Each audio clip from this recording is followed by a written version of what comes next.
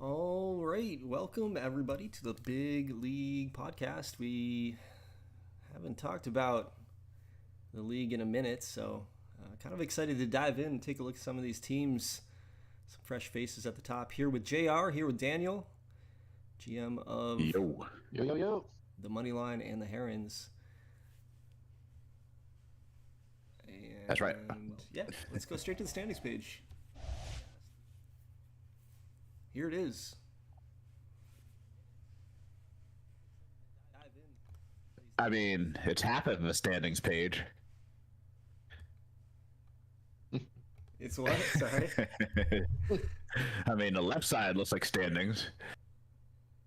Yes, yeah. Well, they have slightly better records than the right side, that's for sure. I wish we were tracking records between interleague because I think this year was a complete domination by the Ice Conference. It's pretty crazy actually. Like the 6 seed and the 7 seed in both the Sapphire and the Jade went on like 7 or 8 game win streaks at one point against the Fire Conference. So the complete bottom of the conference in the A side just got pulled up, but Yeah. Kansas City falling out to tank status has kind of taken the luster off the Fire. I think that's like the one team that was just so strong. yeah, And then they sold hard this year. Yeah. Yep. No more Rivera. I think did Kilby move too? I think Kilby moved before the deadline. So we've got a completely unwound Kansas City team. And I feel for Daryl because I don't know what's going on with his team, but they have had the worst luck. That's a team that, let's see, I think they're outscoring their opponents by 78 runs and they're minus 10 Pythag. I mean, it's not this. That's as bad as it gets. Yeah, they fell apart in July. They were kind of chugging along as a top team in the Fire Conference, and that's probably when Interleague started. They hit Interleague play, and they got exposed. But they're back in the Fire Conference playing against Ruby teams, so they might be okay. They've got to survive a strong push here from Phoenix. Yeah. I'd say they're far from out of it. Yeah. Yep. There's some interesting things going on. Let's talk about the Ruby division just to dive right in. And the Rams. This team was good last year, and they're really good this year. If you remember, this team started 16-0. I think they were like 24-2, something ridiculous. And they've kind of just led the charge most of the way. The Sasquatches did kind of catch them up.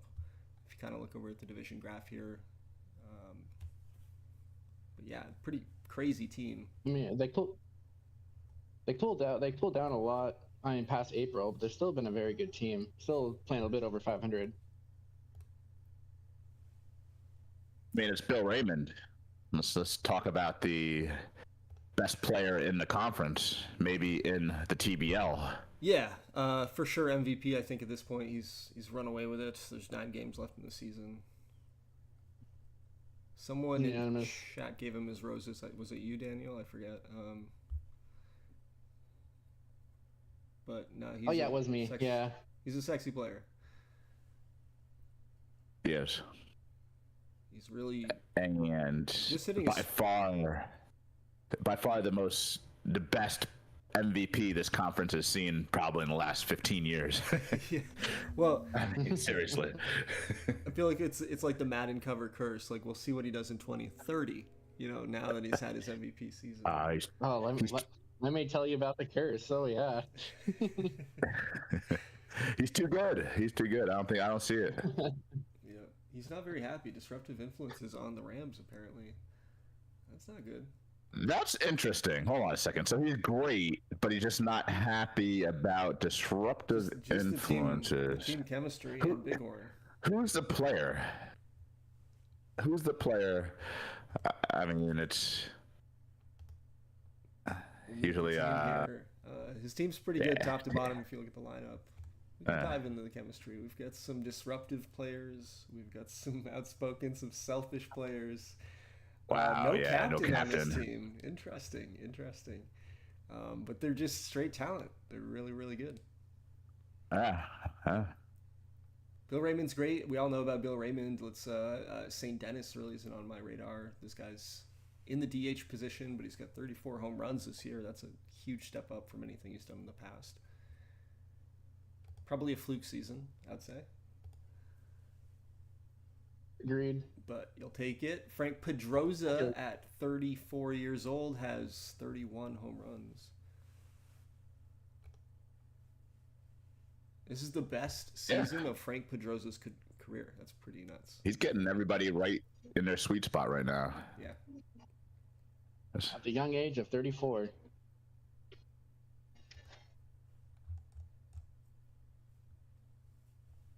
And of course, Danny Hess having a Danny Hess type year. Yeah. 24 years old. What the fuck, dude? This guy feels like he's been a staple in the league. He's at 24 already through 3 seasons. So, good team. We don't have to linger too long. Their main competition this year, the Sasquatches, right? And this team was the Fire Conference rep last year in the championship game. I mean, Don handed it off. Is he still? Don's not still there anymore. So Don handed it off. No, it's Sly now. Sly is taking over the Sasquatches. Yeah, Sly's taking it, right? So it looks like it's just another, good GM that took over a team that had a lot of talent. Yeah, Sly is a GM I actually know from the Skyline League. So I do know his history in a sense. I'm not sure if he's ever won a championship there. You'd have to ask him. But he's definitely a consistent GM. He plays a lot. He keeps up with it a lot. So I'm excited to have him in there and taking over the Squatches. I think he's going to be pretty competitive. And yeah, when you take over a team that's already at the top, it's easy to... it's hard to I don't know. It's a hard position to be in, right?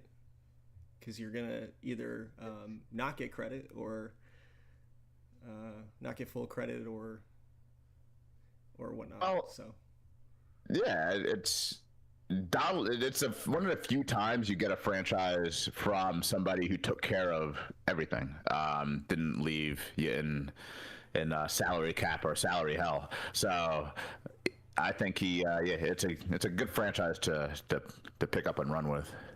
Yeah, sorry. What I was trying to say there is he wouldn't get full credit if he wins, but if he fails, he's going to get blamed for not taking a great team all the way. I don't know. I'm just saying there's no way to come out like a full winner. Someone will always. Well, hold on a second. That sounds like a you thing. What do you mean? I'm giving him credit. I want to give Sly credit. If he snaps this off, this is all about Sly. This is the example. So Chuck came in and won a championship, I think his first year, and he said himself, he's like, I don't know if I can take credit for that championship. And I give him credit. He's a champion. But all right. I mean, I'm going to say no here. When I took over the Herons, I won a championship, my only championship the first year. So there we go. I still take credit for it, but we all know deep down, I think that was all me. Well, so no, I don't know. I mean, you have a championship, so no one can take that from you. You can't take it away. Exactly. Believe me. Yeah. I'd like to take them all away. I can't. Yes. Yes. I have none. This might be the year. We'll talk. We'll see. We'll look at your team. No, don't jinx it. Let's look at the Sasquatches. Sorry, we got off track there. What do we like about this team? Again, they went to the championship last year. They kind of made a Cinderella run as Fire Conference teams tend to do. Or no, they didn't. They won the division. I mean, the conference by getting the number 1 seed, but they went on a Cinderella run in September, October. They had like a really great stretch and ended up sneaking out and getting that first round bye out of nowhere, really. But yeah, what do we like about this team? Looking like their pitching's carrying them quite a bit. I mean, their offense ain't bad, but their pitching, just based off their stat rankings, is pretty good. Pitching WAR first, FIP first. Yeah, run prevention everywhere. Fielding, strikeouts. 10 starters. It's that's what the team's built on, really, right? And then the offense isn't that bad. It's really good. This is a pretty complete team. Yeah, this team is really good, top to bottom. A lot of stars, a lot of young players too. So guys that are under what feels like probably friendly contracts. So I think the Squatches are kind of positioned to be at the top of the Ruby, maybe for the next couple of years if they get it all if they keep it all together. Justin Davis, this guy's been just like so good year after year, and he's just been, having such a great season. He's 230 innings pitched going into the last week of the season already. It's a horse. That's one of those guys, fragile. Okay, well, 215 innings in 28, 229 innings this year. This guy, he's a horse. I mean, I wouldn't call a guy who's pitched 200 innings the last 2 seasons fragile, but hey. Yeah. Yeah, one of those fake fragiles. He had a really bad injury, torn rotator cuff, but that was 3 or 4 seasons ago, and since then it's been, pretty minimal. So those tags can be deceiving. The offense, there's nothing like super spectacular here. Again, Kafka looks really nice. He's only 22 years old. He's played 35 games, so he was a call-up, and he's playing really well right out of the gate. So that's kind of something to be excited about. He's got him at first base, but he can play other places. I mean, he's a 70 rated second baseman. I mean, he could play third base. He's fast. He's a captain. This guy looks pretty sexy. It's a sneaky offense. They do everything okay or well. So, that's a sign of a lineup that turns over. Whenever I see that, it's just like, you top, bottom, wherever you can get, they can damage you. So it's just a matter of the clutch hitting. They're near the top of the league and then the conference, I should say, in a lot of offensive categories, and it's not one thing; it's everything. I say Kava is like the perfect player if I was trying to build a small ball team. Yeah, the gap power, the avoid Ks. I would love to have this guy in my park. I think he's a third baseman, but it's he's a guy who I'd love to have on my roster. Yeah. But at third base, it's interesting. The third baseman, Israel Flores, is. Let me see where he's actually playing. All right. So yeah, Flores isn't the greatest third baseman, and then we have Kavka. He's a great. He could be a good third baseman, and I think that switch should be made, but whatever. Yeah, I don't see Flores as being a long-term piece. Maybe he is. He's only in year 3. You're right. I mean, he's I don't know. That's interesting. I would probably switch them too. That's not a. Yeah. That's a pretty good observation. Curious why it's set up that way. Sorry to make him that much better than Oahu now. Sorry about that suggestion. No, that's okay. Oahu is definitely on the decline, and that's okay. I think I'm going to go into rebuild for a couple seasons, but the bullpen here is really nasty. So I definitely like this team. If they can get a lead in the playoffs, it's going to be. They have a lot of options. Who else should we talk about? We should probably go over to the Topaz. Let's talk about playoff teams here. Yeah. And the Milwaukee Mobsters, Ryan's team. He's made some bold trades over the last few seasons to put himself at top the Topaz, and his team is pretty good. Looks like it's being led by the offense this year.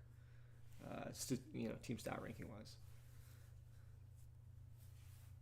It's a great team. I mean, it's a team that they have star talent. Very unlucky with one trade. He lost Mario Melendez, traded for him instantly, and a guy gets a torn rotator cuff. He's out for 12 months. But I think that this is. I like the offense. I like it when, in this era of the TBL, you're able to hit the ball. And this is a team that doesn't rely on the home run, and they get on base. And, they a lot like Spokane. They can beat you in every way. The home run ball, I mean, I guess it's not there, but if you look at Aguilar, Stepp, and Perkins, they could get you with the long ball if you get in the middle there. And then Guzman in the bottom of the lineup. I mean, I think you got to take that home run number with a grain of salt. Yeah, it's interesting. I like the back of his bullpen. Back bullpen is amazing. If you look at his stopper and one of his setup men, both under one whip. They prevent these pitchers preventing people from getting on base. Yeah, Calvert and Barker coming over in a trade from the Oahu Paddlers. Got good return, 2 first-round picks, but so did Ryan. I think it was a pretty good trade on both sides. He's gotten good results from both those guys, and I think I can't remember if I traded someone else, but he mentioned both those guys are coming off of their free contract this year, which, he's not paying for them at all. I'm covering the contract, so he's going to have to decide if he wants to keep them signed or let them walk. Personally, I would keep Calvert. I think this guy's a beast. I think he's a Hall of Famer, borderline maybe.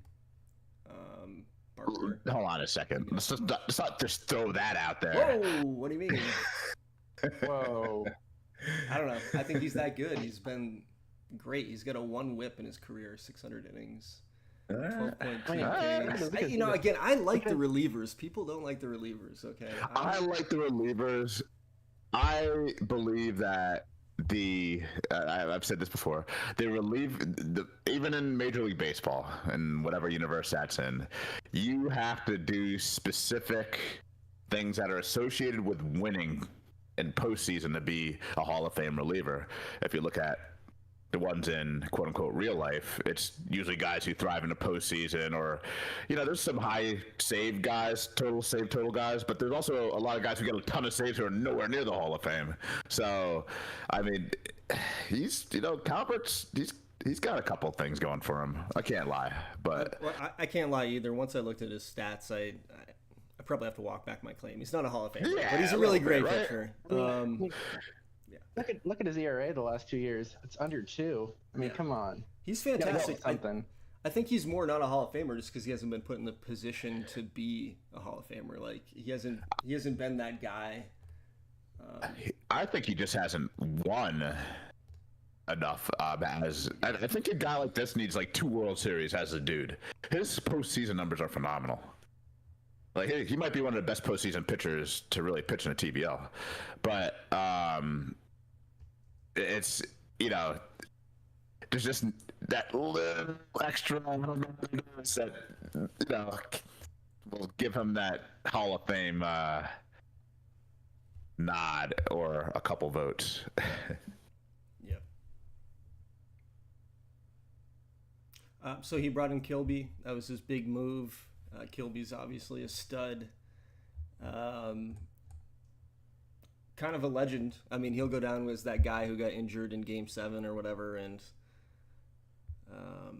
right as the Scouts were on the cusp of winning it, and after being basically untouchable all postseason. Schnake, I think, is super clutch at the number 1 spot here too. So when they get in, I love having this guy in the lineup. Leading things off. So I think the Mobsters, they could be a dangerous team that goes deep this year, for what it's worth. Yeah. If the offense is clicking, it's the bullpen's not deep, meaning the middle relief. If the starters get touched up early, I don't know. There's not a bridge to those great back end guys. Yeah, not as deep as the Sasquatches. Was for sure. But, let's talk about the Herons next. I feel like Daniel needs his boy his moment here to highlight his team. in some of the moves he made here at the deadline.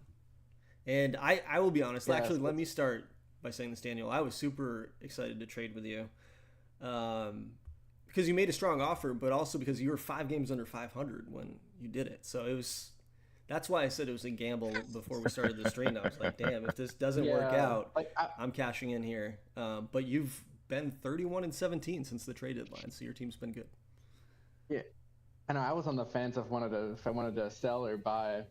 Honestly, I was kind of a flip of the coin because like I could have gone either way, and I figured, hey, I got a couple guys here on big contracts I don't want to waste, so I'm just gonna give it a shot and see what happens. And so far, it's been pretty good.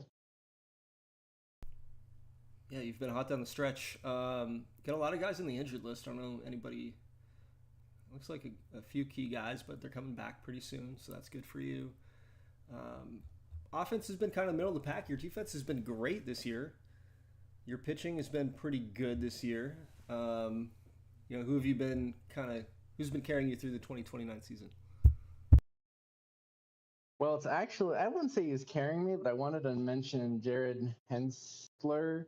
He was a row 5 pick that I kind of picked up just because his HRA and movement stats were so good, and I wasn't expecting much out of him, and he just pitched pretty good. I mean, his WAR is only 1.7, but his R WAR is 3.3, so he's doing his job out there. Yeah, I'm not a big pitching WAR guy, and this guy is, he's a solid number 3, durable. I like him. And OSA has horrible scouting reports about him, if is what I just saw there.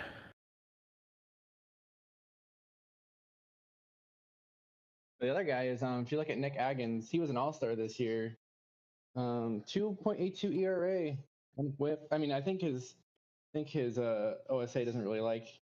OSA kind of likes him, but he's been really good for me. I'm probably going to re-sign him to a big deal, and might be my number 1 depending on who I keep.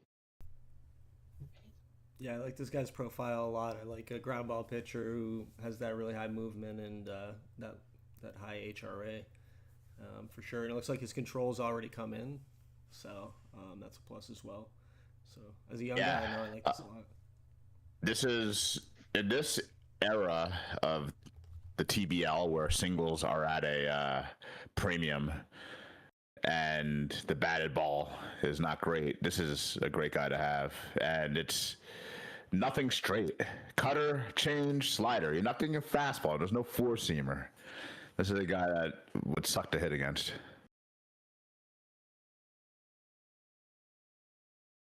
And then the trade that I made with Oahu. Yeah, I was going to say, let's talk about your over-budget trade. Yeah, so I got a lot of bullpens. Talk about the bullpen here. So I got a lot of arms in Dennis Hansen, Pablo Pena. A lot of arms kind of. Dennis Hansen's your closer? Yeah. Jeez. Only because. Where is he? Is he still injured? Jesse Gallus. I don't know. Oh, I haven't. I was pissed when I traded Dennis Hansen. Yeah, I traded. He had the most interest. Dennis Hansen. He had the most interest at the deadline, and because I had him packaged in this deal with you, I kind of stonewalled everybody else on him. But I had quite a few GMs ask about this guy. Yeah, and I had him on a trade block for like a year and a half as a minor leaguer, and nobody wanted him until you stepped up, Paul. So good job by you.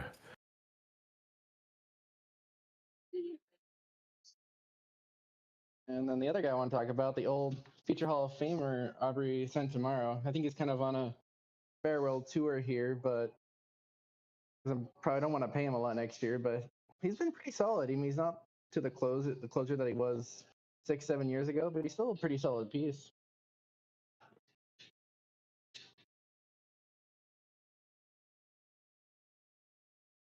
Yeah, his right versus right-handed numbers, or I should say bars, Santamaro's, is so they're so ridiculous that it makes his left-handed bars look horrible. And really, in the middle of a game, those aren't bad bars against left-handed batters in a non-high leverage situation, but his right-handed stuff, that's ridiculous. Wow, yeah, he's so good against righties still. He's still elite on that level. I can't believe how good Pablo Pena has been with you, been for you since the trade. Yeah. 0.57 ERA through 15.2 innings, 0.83 WHIP. Dude loved getting the fuck away from Oahu. He's always had these great pitches, like his pitch bars. But maybe I was misusing him. I don't know. Maybe my team. Yeah. Well, hold on. He had a ridiculous. Look at those Ks per 9. I mean, why do you think I wanted him? Yeah, so you didn't misuse it. I'm just saying Paul didn't misuse him. You're right. Guy was a stunner for you. He was just such a enigma because I drafted this guy to be a starter, and I never could get that stamina up. And then in the bullpen, he wasn't great at first, and then he just kind of developed into a much better, stronger piece over the last few seasons. What's he asking for in free agency? I don't know if Daniel wants to disclose that. Well, just based off my reaction, you can kind of tell. I can look if you want, but I won't if you don't want me to. You can go ahead if you want. 22 million is my guess over like 5 years. 13, what is it? 16, 18, 18, 18. Oh, okay. That's not horrible as his starting point. The other thing, I'll be honest, the other thing that scares me about Pena a little bit is the injury history. I think this guy. Yeah, but you lowball him. Don't give him the 5 years. Yeah, exactly. I mean, exactly. Some GMs have a problem with this. Just don't give him the 5 years. The other part of that trade was the offense too. Nick Nunez came over, DH. Dude's pretty good hitter, I think. I think this guy was a pretty valuable piece outside of the fact that he can't play the field. He's only 25, and he's been solid for me. Yeah, he's been really good for you. And then I see you're starting the catcher I sent over as well, Benito Ribsy, who looks way better by your scout than he does by mine. I'm actually a little upset now. I'm just kidding. My scout has him as a 70. Yeah, exactly. 70 potential with a little bit more to grow defensively. I think my scout had him at a 60. So definitely a good pickup by you. It looks like. Interesting. All these players were in the same deal, huh? They were, yeah. I mean, I got 2 firsts, a second. I didn't look into this deal and properly rip it in the general chat. Yeah, no, I'll be happy with my trade if I do my due diligence in the draft. I hope. So.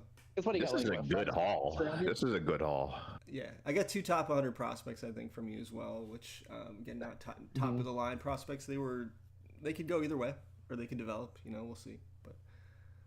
Yeah, it could be good for Oahu, that's for sure. I mean, we just looked at the trade I made with Milwaukee and Ryan, and that turned out great for both teams, I think, maybe. At least for him it did. I'm going to say it turned out good for me. But, yeah. What do you think, Daniel? Are you going to make it to the 2 seed? Oh, I don't know. I haven't really looked into Virginia a lot, but I'm hoping. It's a coin flip right now. I mean, I think Virginia and New are 2 pretty good, evenly matched teams, so we'll see what happens. Well, I think that's the perfect segue, maybe, to take a look at the Rebels, Craig's team. Back in position to be in the postseason. Missed last year, 82-80. But, the Rebels are not unfamiliar with being in this position. What do you guys think of this team? It's a run prevention. I'm going to call it what I called them last time. It's a boring Topaz Division team. Because they've got a plus 18 run differential, and when you look at where they rank and everything, it probably should be more, but there's just outside of Danny Meza, maybe there's not a big star. Steady pitching, not a big ace. good bullpen, not a big closer, not a huge closer, but steady all around. I feel like it's rare that we see a team that has a losing record at home, but is like postseason bound. 38-40 at home and like 41-32 on the road. That's scary. Yeah, I would like it if, you know, I don't want to say if my team had that, but that's a good trait. Well, if anything, now Craig wants to not beat Daniel's team and finish in third, because then they'll have the road path through the playoffs. Pio Takami, nice pickup here for the Rebels. Scouting discovery, excuse me, not a pickup, but made the debut at the end of the season last year. This is his first full season. Love the hitting bars on this guy. He probably isn't good enough to even play first base. Probably should just be a DH. I mean, it's passable at first base because of the bat, but the ratings maybe, but the stats aren't there. No, not at all. And what is he, 6'3"? That's interesting. He must not be able to get to any ground balls over there.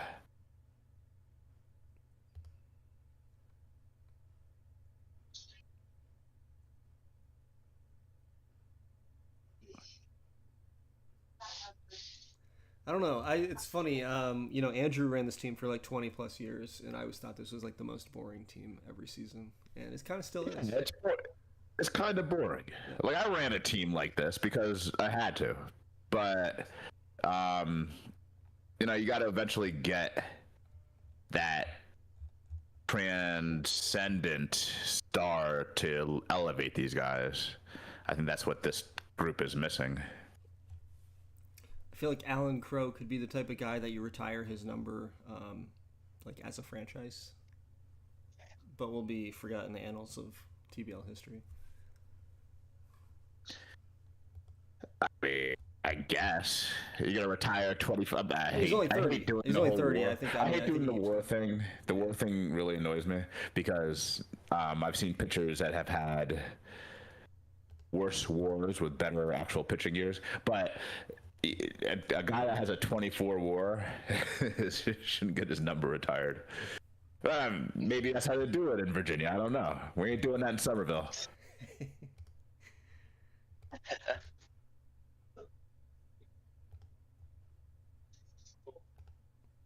All right, what do you think, Daniel? You've seen your competition. Are you going to sneak in a second? I don't know. The bullpen's good. We haven't talked about that. Well, I mean, I think bullpen, honestly, just based off the ratings alone, I think the bullpen's carrying them. But I'm still confident. Sorry, buddy, but I think I'm pretty confident I'm gonna get second. Be confident. Why not? Yeah, I think it's fair. You made the bold moves at the deadline, so I'd feel that way. 9 games left. Anything can happen. We haven't looked at schedules, and we should look at some schedules here just for the playoff teams. Virginia down the stretch. Gonna play you? Oh yeah, last 3 games of the season. The last 3 games of the season at Huron, so you're gonna have the home field advantage. St. Louis and San Jose leading up to it, and just looking at St. Louis, last place 54-99, so that's the easy, and then San Juan, fighting for their playoff spot. And who are you playing? See here, we got Nashville, which is, I think, Milwaukee. That'll be a fun series, and then Virginia. Yeah, so you've got a tough out. But you've got the head-to-head at the end, so it can go any way. I think Milwaukee's got the Topaz wrapped up, 7-game lead with 9 to play. Yeah. They'd have to completely collapse for me to catch up. Yeah, I was gonna say I don't think they have a chance at winning the first round bye. That's Bighorn's in control of that right now, but the Sasquatches do have an outside chance to make that happen. We'll see if they play each other down the stretch real quick. Very interesting. Huron has the toughest schedule of those teams remaining .516 winning percentage for your opponents, Daniel. So Nashville, Milwaukee, whoever. That's the toughest out of the teams, out of the group of teams there. The Rams are I'm hoping I can at least Oh, go ahead. hoping I can sweep Nashville and then maybe get 2 series wins against Milwaukee and Virginia. That's what I'm hoping for. Yeah, on the road, I mean, it's going to be a tall task. I feel like it's so hard to win on the road in this game sometimes. But yeah, but you never know. But that doesn't mean. I mean, that goes the same for Milwaukee coming to play you in some big games there down the stretch. So, looking at the Rams real quick, they do play the Sasquatches for 3 games down the stretch, and they are going to host. So definitely a chance to put the hammer on the conference and get that first round bye. And then just to flip the script here, it's Mexico City and Phoenix on the outside. Not easy. It's going to be Vancouver in Mexico City for the Sasquatches. So they have a slightly easier path, but again, they're going to have to go to the Rams and play. So those are the teams that I think are definitely going to be in the playoffs. And now we have a couple teams that might make the playoffs. Who do you want to talk about? Go San Juan. Let's take a look at Chuck's team, the Stogies. Looks like, just from the top view here, not a great offense. Pretty good pitching staff and pretty good defense. What are your thoughts on this team? He's going all in with defense with his center fielder down there creating a pitching spot. I don't want to say it annoys me because it's not my team, but if a guy hits 164 with 5 home runs, that's basically what a pitcher can do. Yeah, I'm not sure if Chuck tried to make a move at the deadline. Sometimes you just want to catch the ball. Screw it. I mean, they're tied turf for home runs, so either they don't hit the ball or they hit the ball. He's good. He's got 15 zone rating, so he's the lineup's not horrible. I shouldn't say that. It's not the best, but it's a pet peeve of mine. If a guy can't hit, I don't know what to say. Well, me, it's more of me. It sucks more that like a DH is sitting under 200 on your team. If you can't find a better guy to fill the DH slot, it's got to be someone out there.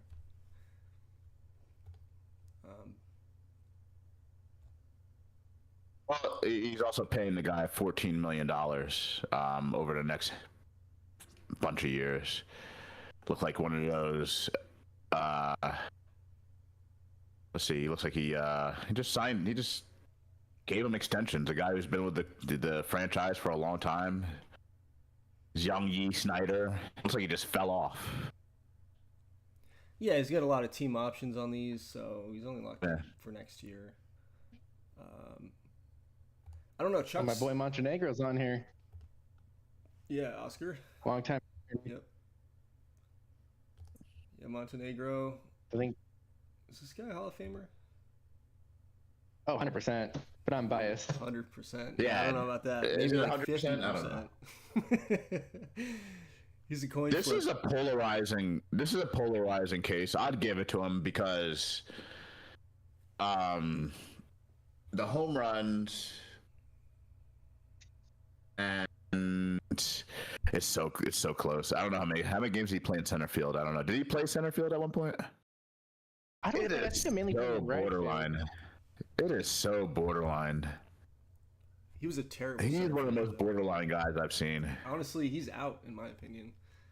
Yeah, it's borderline because he has an MVP and 2 rings means a lot historically in real life, but there's no league leading stuff going on here. But at the same time, he had 49 home runs and had 100. A mediocre player for most of his career. And you're seeing that anybody who played in that 2016, 17, 18, 19 range had inflated numbers. I don't know what they were doing. Maybe it was steroids. Maybe there's something going on with the baseball. But you'd have years where you're hitting 49 homers and 147 ribeyes, and you're not really registering on any of the league leader stuff. I mean, those years were crazy. Make your case, Daniel. It's okay if your whole case is unbiased. That's fair. I'm basically going on bias. I'll be honest with you. He got me to the playoff a lot, so that's kind of my only reasoning. He was a guy. Early on. I feel like everybody was talking about him. That's enough for certain guys. I always mention Kirk Gibson. These numbers are enough. So the context is that he's a winner. He's an MVP. You can't take away these rings and those MVPs. Yeah. It's nice to see him still playing at 37. I love to see guys still doing it beyond 35. Maybe it's because I'm 41 and I just like to think I could still do it. I could still do it, guys. I could still do it. TBL softball game. Exactly. Yeah, TBL softball. Bro, I played softball recently, and my labrum is just still on fire. It feels like a iron. How about this guy? It's horrible. I think I found an exciting player on this team. How about Scott?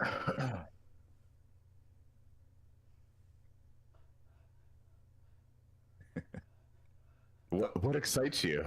You don't like this guy? I'm just wondering. I don't know.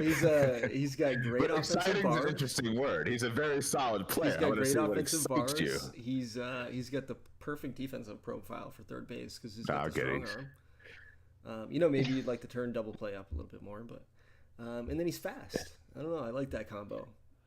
Yeah, I'm kidding. He's a 30-30, 23-year-old, third baseman. He's a good player. Can't lie. Is he rookie of the year? Is this his rookie year? No, it's his second year. All right. Yeah, sophomore year.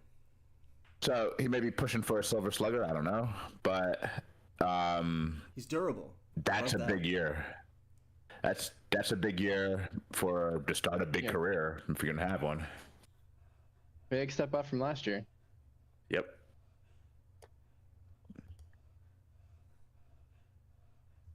Anyways, yeah. So I think this team will get in. It's there's a 3-team race right now, really.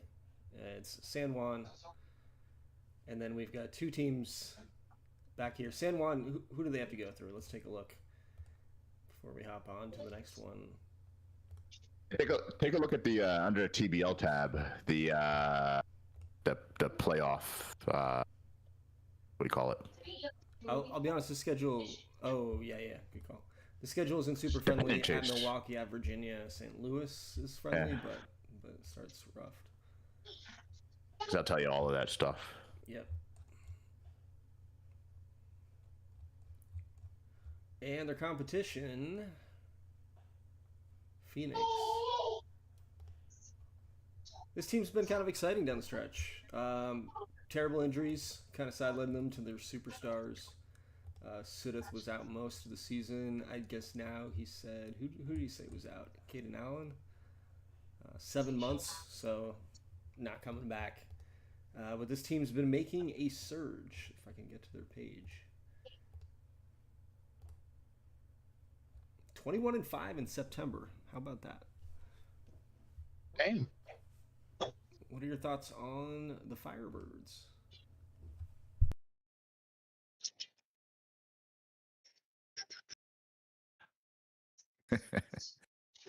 I'm trying to. It's very top heavy starting pitching. Don't want to ever see that if you're facing them, because they can pretty much take over a series.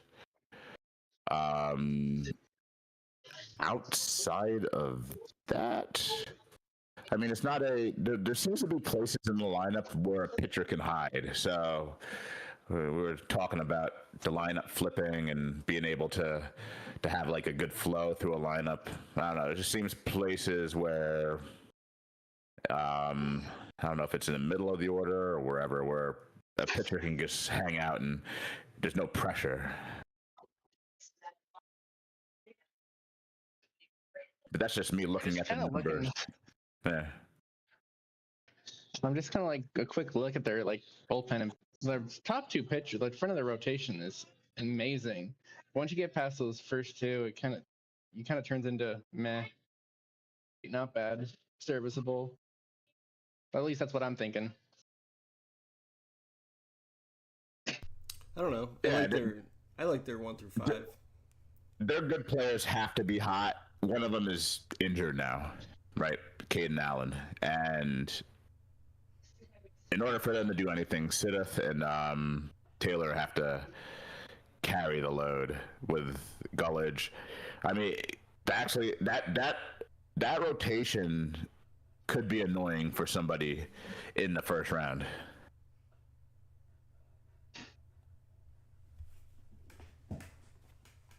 Yeah, I mean, their numbers aren't horrible, so it's not like they're garbage.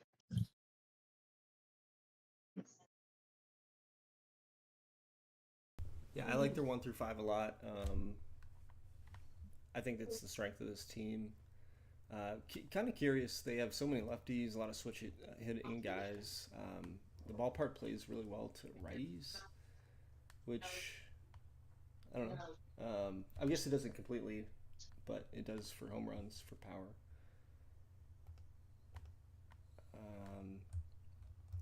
But yeah, I'm rooting for this team to make the run. I kind of like the story of it seemed like they were out of it, and now they're trying to sneak in. So they need to. I know you got to look at it. Take the next step. You got to take the next step. Made the playoff 3 years in a row. This could be the fourth, and the next step really means just building depth. So I think depth is a big challenge. So we could see these position rankings, even though I don't buy all of them. Mizrowski's better than 23rd at shortstop or whatever that is. But yeah, you got to just have better depth. In a Ruby, that could win you 92, 95 games just off of, yeah, and, I mean, having a couple players. Something we've seen historically with the Fire Conference, if you get in, you can make a run. You know, you don't have to be the best team in the Fire Conference. Nah.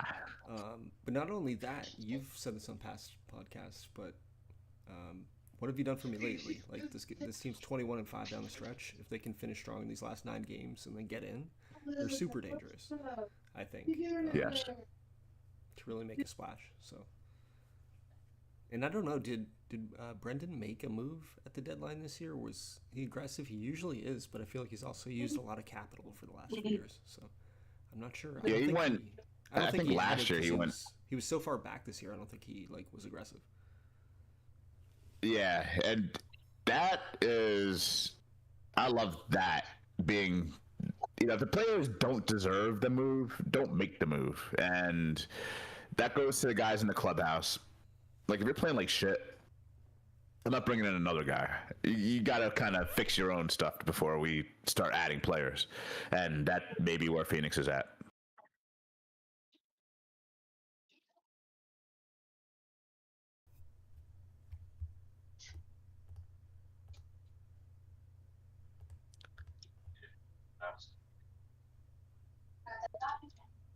And then the last team in that trifecta, it is San Antonio Chilis Picantes.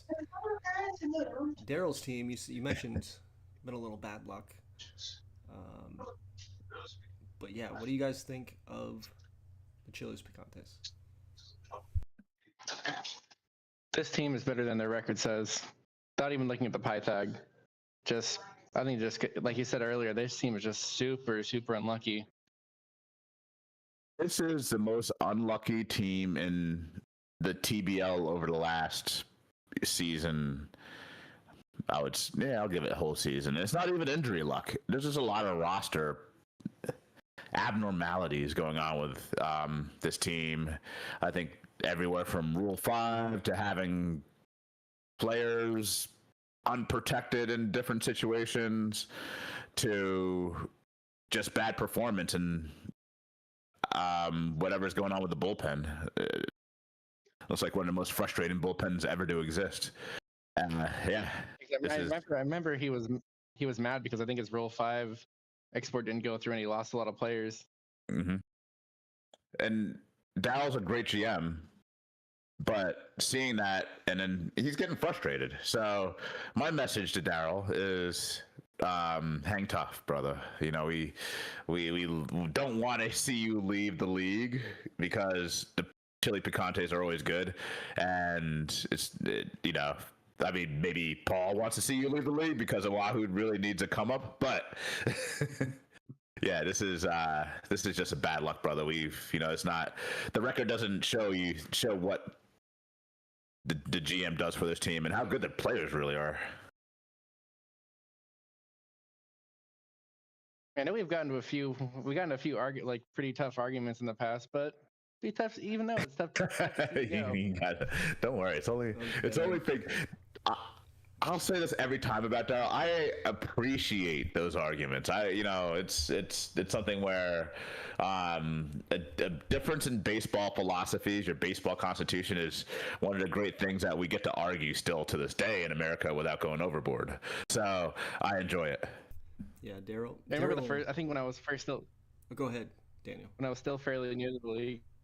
Sorry, when I was still fairly new to the league. I remember I made a trade that he was not happy about, and like he kind of laid it out to me. I was like, oh my god. I was very apologetic. Then I went to Paul. Like, is he like this? Should I be worried? And he was like, nah, you're fine. Don't worry about it. I'm like, oh, like, I'm sorry. I thought I did something wrong. It's a badge of honor. For sure. Daniel has Daryl has an explosive personality, but it's all in love, and cares about his team. And our I don't want him to leave because he's in the Ruby with me, and our rivalry goes way back to another league when we both were the two teams from Ohio. He was the Indians and I was the Reds in the same division. So super happy to have him here. And just a tough stretch for the Chili Picantes. Sure. And I hope he doesn't get too frustrated. I can't support him because if he leaves good players available, I'm going to take him. That's how baseball is. Baseball is supposed to be frustrating. Like playing 28 seasons and making the playoffs like every year and like never winning a championship, like shit like that. Like, that does suck. Yes. Part of the game.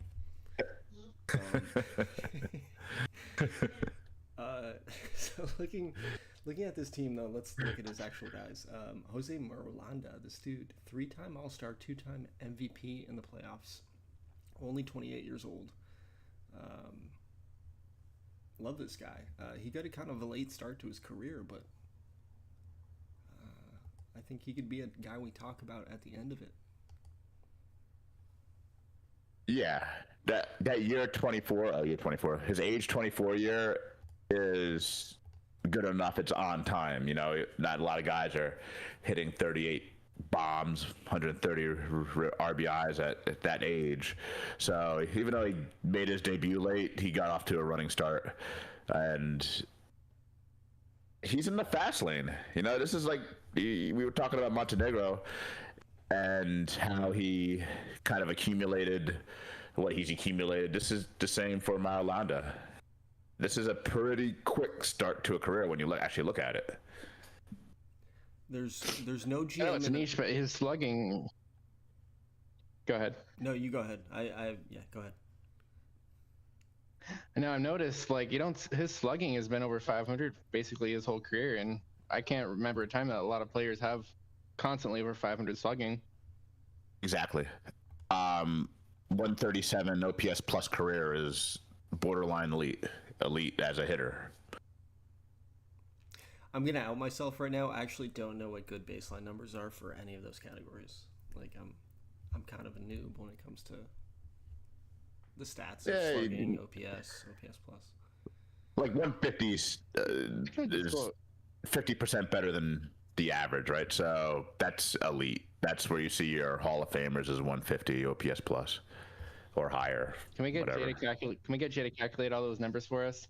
Give us a well, baseline. Leave Jay out of it because then I got to hear about a reliever's war, who's really a starter, that's pitching the back end of the game. So whatever.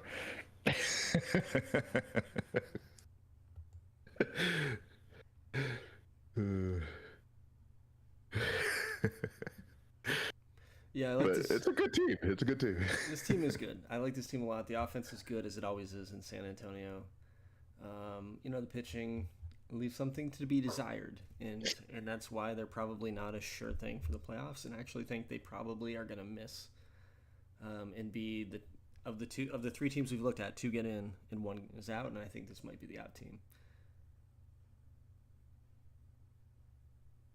Anybody want to disagree with me? I gotta see what's their record lately.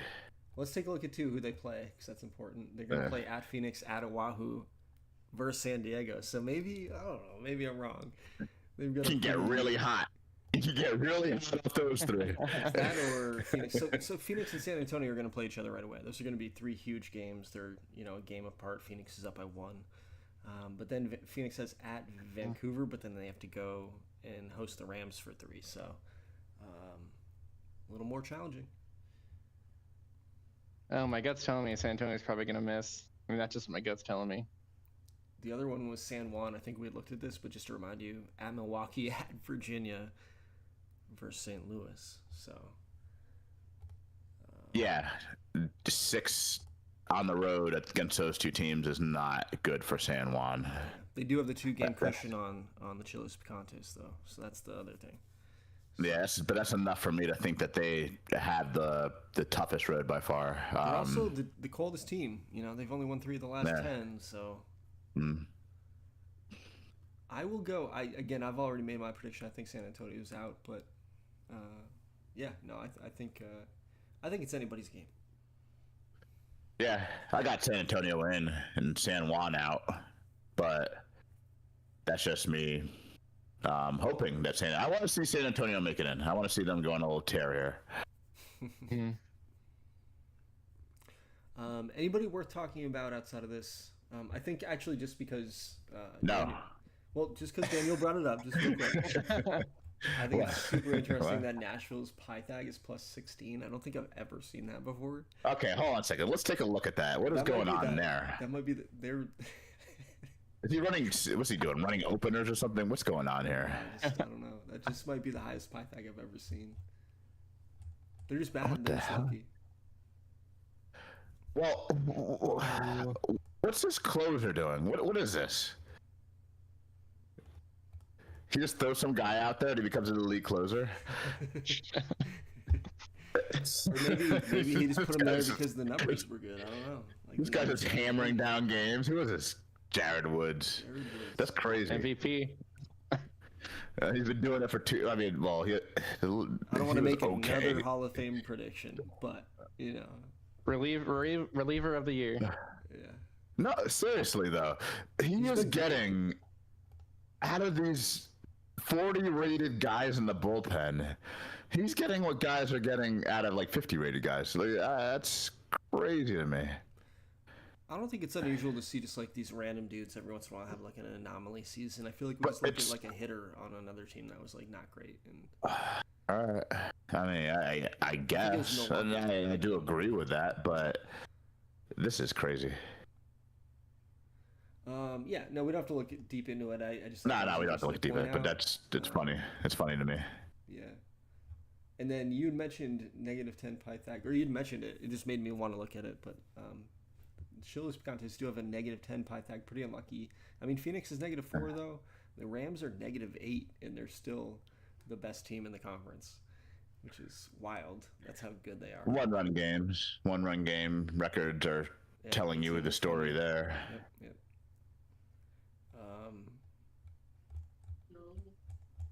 Anybody deserve any credit for the trade deadline? Like, who made some big moves? I guess we talked about Kansas City.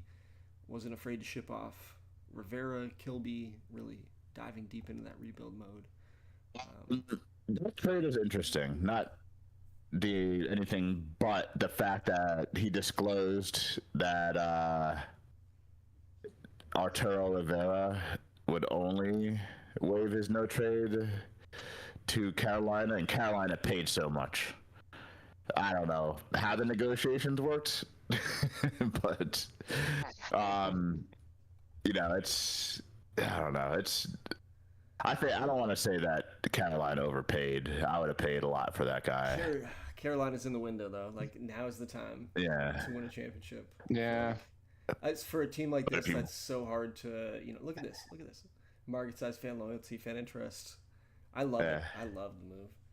We'll get to that. It's a great move. I'm just wondering, see, if I'm Carolina, I'm like, yeah, listen, you're getting 2 first rounders and that's it. This kind of, you want to start your rebuild now or later? But whatever, because this guy's only wanting to go to Carolina. But that's fine. I mean, he actually got, Kansas City got a lot of, he got the proper return for Garcia. I do feel like most of our bottom GMs, with maybe the exception of San Diego, have been pretty active at the deadline. I don't know if Mexico City made a move or not. Well, Mexico City may not have anybody to kind of divest. It's I don't know who's. Like I remember Golic won a few years ago. That was 2 seasons ago, though, I think, right? He's got a guy who's hitting 41 home runs or whatever, and it's. Yeah. No, he's got the he's got the league leader in home runs, Fernando Lopez over here. This guy's pretty sexy. That's the kind of guy I would have probably looked to deal if I was him, especially on a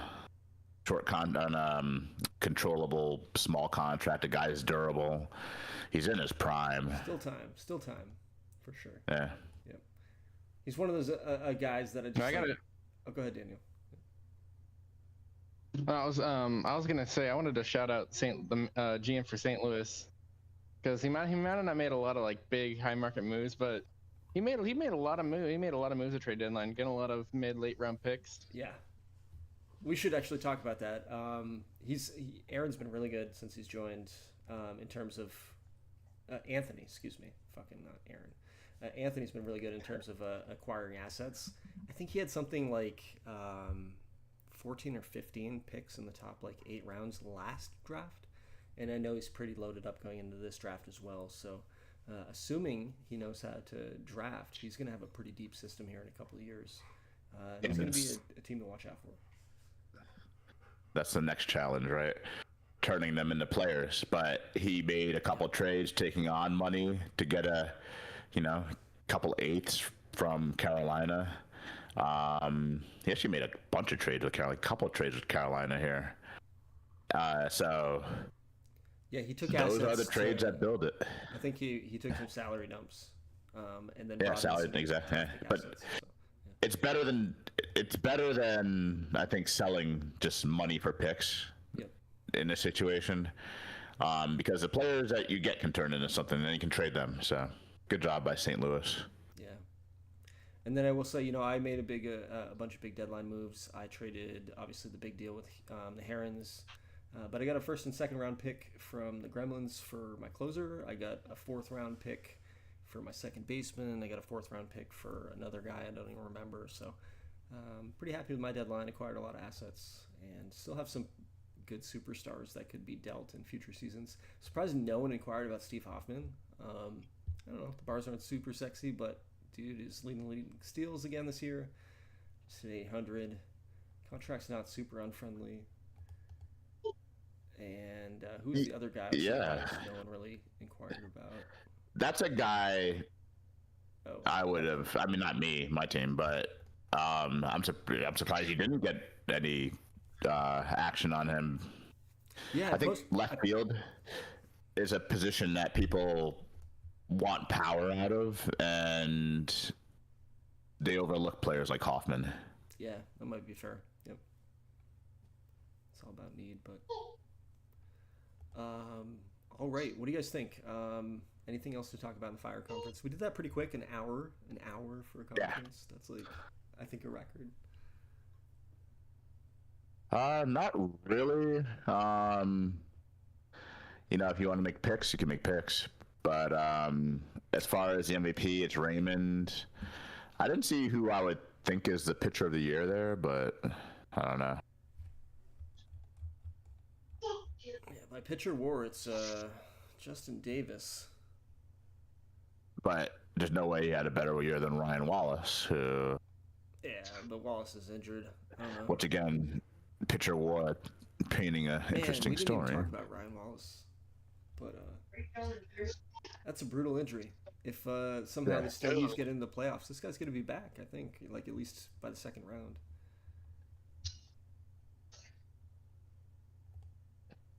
Anyways, That sucks. Yeah, it's tough to get pitchers ramped up in a situation. Brian Kronk. This is actually a new name for me. I don't think we looked at this guy. This is a rookie, basically. What the fuck is this? Is this just OSA? Is OSA just drunk? Wait, well, why you say that? Look at these fastball, curveball, sinker. It's like 40, 45, 40. He's the worst person I've ever Control. seen in my life. Control is all that matters there. He's 20-3. Yeah, control is all. His control is that good. Jesus, I guess so. I mean, my scout has him as a 65 control, but OSA's got 75. Well, I'm somewhere. sorry. This is the Ram scout. I probably shouldn't be doing that. That's okay. If you Charlie will forgive me. If you put the ball in a hitter's cold zone, you know, neon blue cold zone every single time, you're gonna get things like this happening.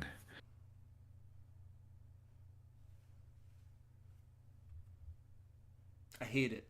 I mean, I think he's a bad pitcher, but I 4-5, but I just don't think he's gonna keep that up next year. No.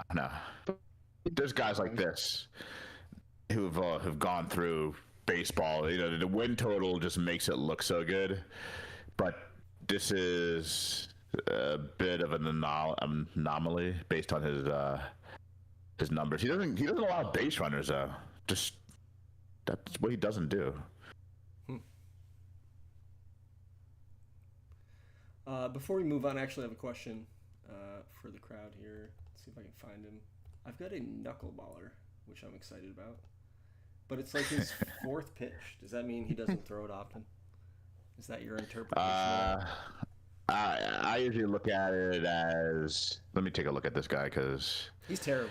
I mean, the way I look at pitchers is that you know, the whole card kind of adds up to what he is, right? So if he's throwing a knuckleball, 45 knuckleball, geez, what's he do? I mean, he's terrible. I called him up. Yeah, he's not good. Because I traded away my whole bullpen to the Herons. But as soon as I saw that he was a knuckleballer in my AAA, I was like, oh, you're getting a shot. Well, here's the thing. He doesn't have movement on the knuckleball. And because you can tell that he's gotten hit hard on every level. Yeah. And he doesn't miss bats. And he doesn't have great control. Well, listen, we're talking about a guy who has a 6.6 ERA with a 0.7 WHIP on the podcast for the postseason. hey, all right, that was just the last. That was these are like the cliff notes or the footnotes of the Fire Conference. But yeah, let's. You should turn him into a coach. Yes. Yeah. All right, you mentioned we can make predictions. We pretty much have. We talked about who the two of the last three are that are making it in. I think the Rams hold on and win the conference. I don't know about you guys. Any disagreements there? Do you think the Sasquatches storm by them? The Rams are head and shoulders the best team in the conference now. Yeah. Hands down. Yep. But they're only up by 2 games. Johnny's been a good GM. We haven't given him enough credit. Yeah. He's got no championships. He's one of those great GMs with no championships. Yeah. You said that one season where he missed. Otherwise, this team has been super solid for the last almost decade. Yeah. All right. I need a quick break to grab a drink. I don't know. Are you guys going to continue on or? Yes. All right. Daniel? Yep. Great. Yep. Jay might join us in 15 or 20 if we're still going. I know he reached out. Sounds good. Let's take 5 minutes and then we'll come back with the ICE conference. All right.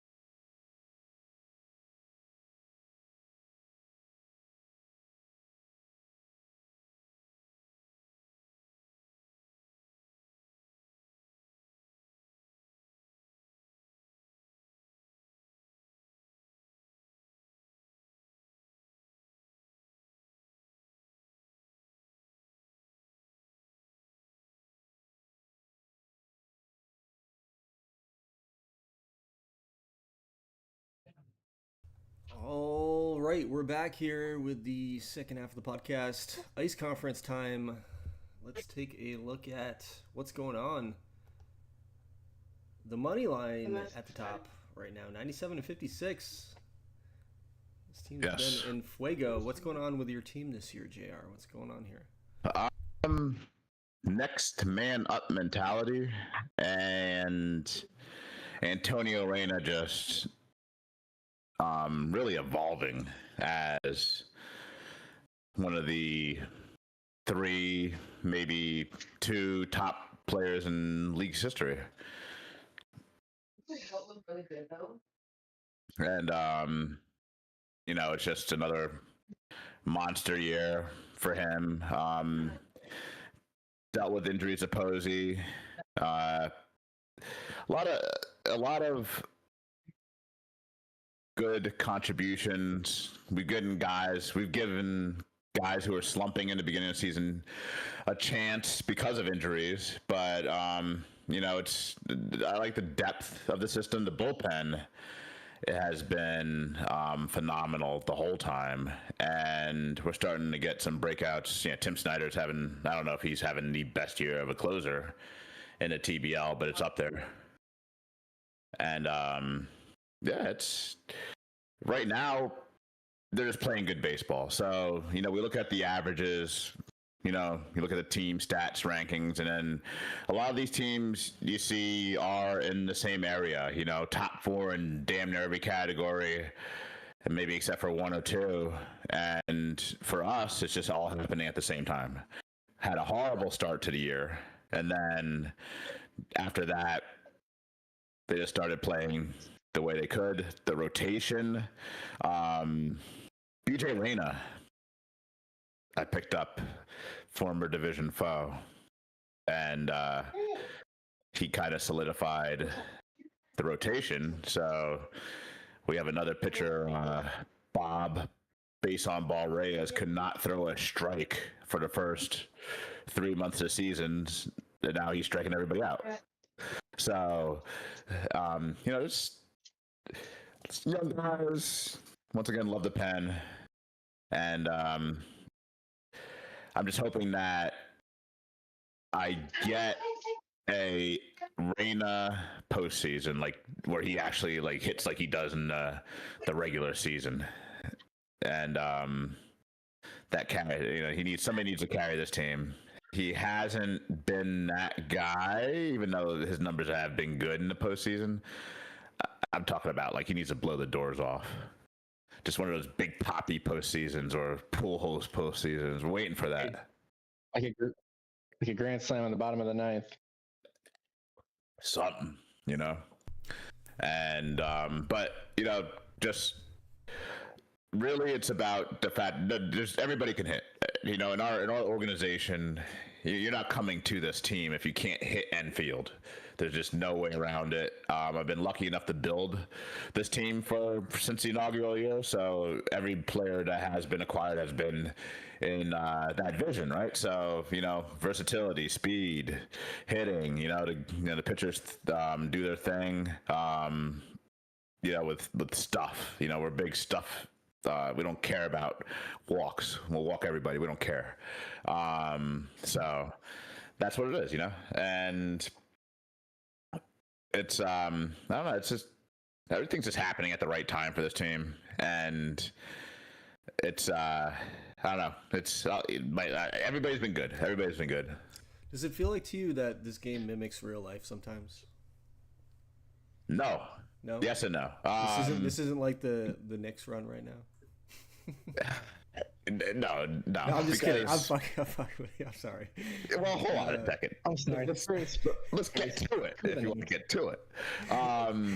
It is in that they've been playing well, and sometimes the writing's on the wall. The last couple of months have been good, and sometimes it does lead to a great postseason. But we haven't seen that yet. Haven't played one game yet, right? Yeah.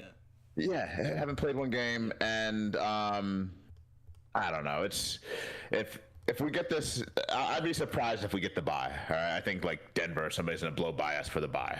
So I'm not as optimistic, but we're getting healthy at the right time. I got a couple guys coming off the injured list, couple arms I really need, and really pretty healthy. So I'm pretty happy about that, even though I should never have said that out loud. You know, and you know, it's a good.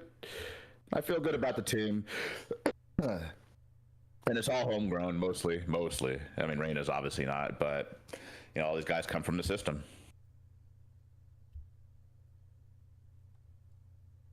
I mean, your team does pretty much a little bit. Team does a little bit of everything: hit, run, field.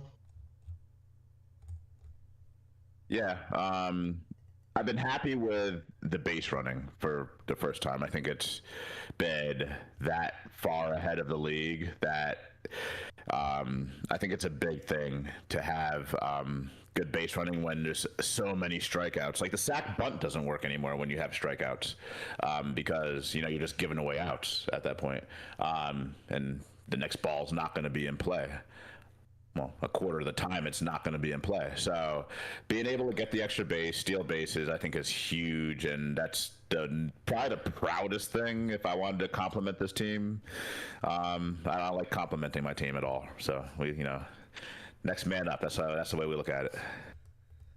Obviously, you've made the playoffs more than any other franchise. I think you've had the first round by at least once, the 111 win season. Is that it, or I'm curious, like how many times you've had that top seed going into the. I don't really know. I don't even know how many years in a row we've made the playoffs. I think it's 18, 17, something wild. like that. You know, it's funny if we had done this. I'm looking at it right now. Yeah, I don't even know. If we had done this if we had done this podcast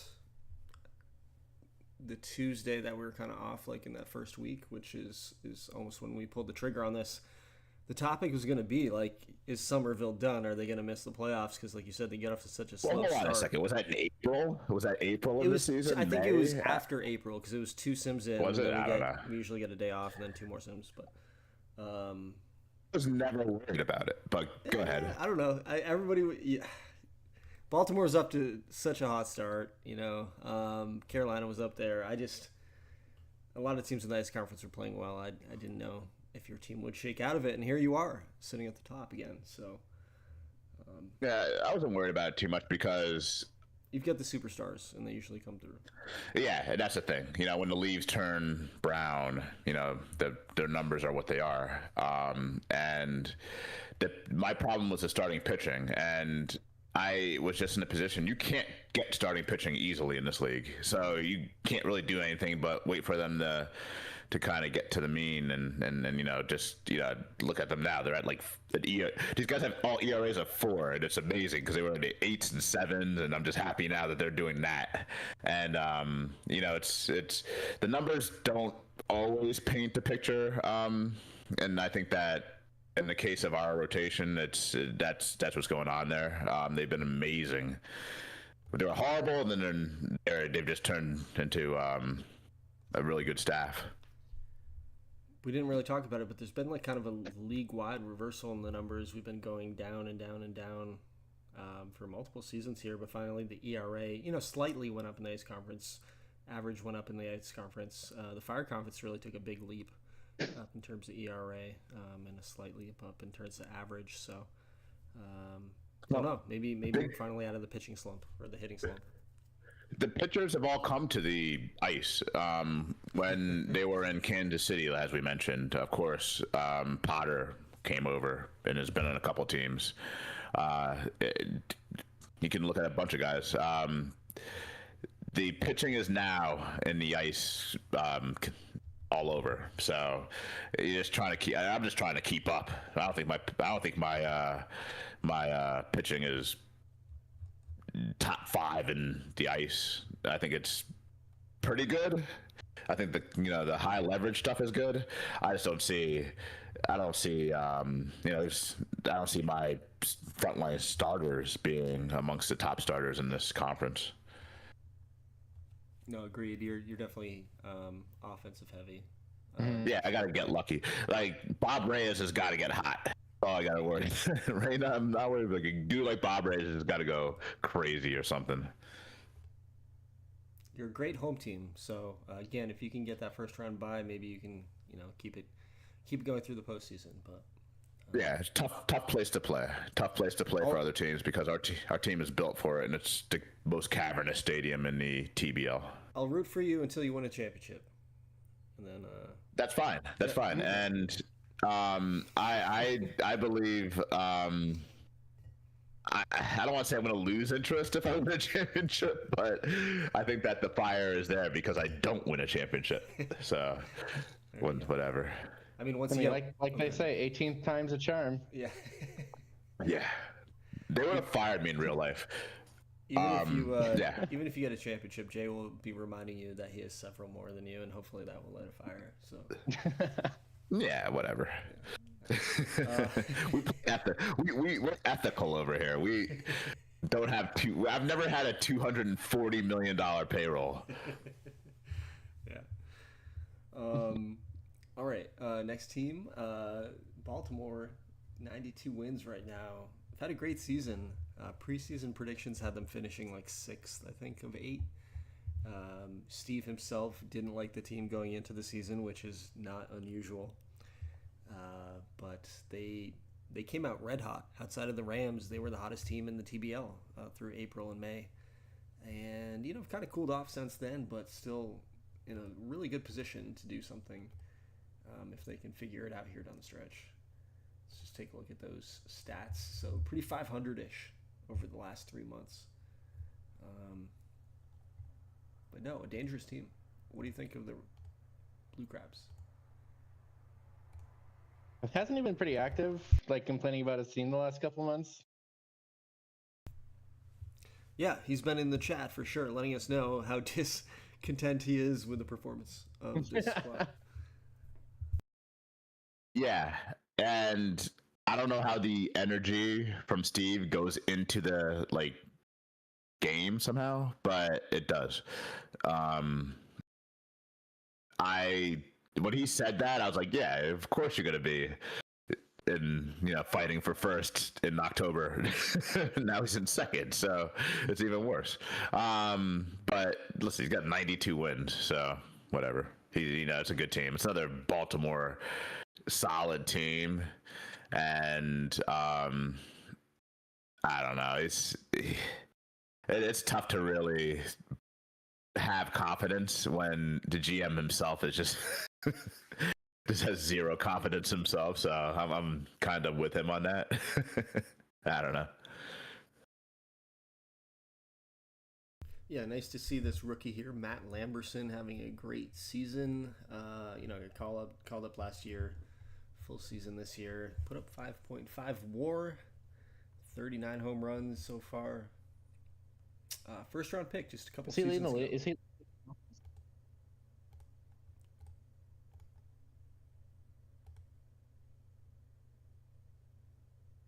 He's not, but he's up there. It's interesting how his young players have panned out, whether it be the shortstop. I thought the shortstop was going to be one of the top players. It was considered a top prospect.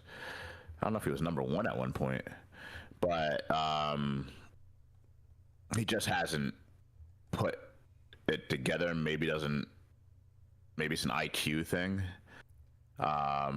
baseball IQ deal, because I just noticed that this guy just didn't really beat the crap out of levels. I think we talked about that with him specifically. Ganoa, whatever. He didn't really kill levels, and I don't know. It's kind of disappointing to see that. He was a big IAFA signing. Yeah, he was the number 1 prospect in 2023 and 2025. And then Barbosa, maybe for real, who knows? But another guy where if you have, all right, so he's got a year. He's gonna hit almost 2 years service.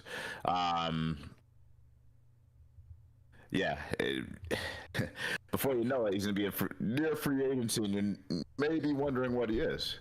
But Yeah, he looks pretty good. I mean, he's at a 126. This was technically his rookie year, so I think he's got plenty of service time left. Yeah, I like that 136 profile. OPS. Power, defense. I don't know. Yeah, I like him. Yeah. I mean, I don't think he's a center fielder, but No. Yeah, he's been pretty bad, huh? Yeah, he's probably got to move to a corner to max his potential, that's for sure. I love Dave Schaefer. I feel like we should always talk about Dave Schaefer. Hall of Famer, yes or no? no. Oh.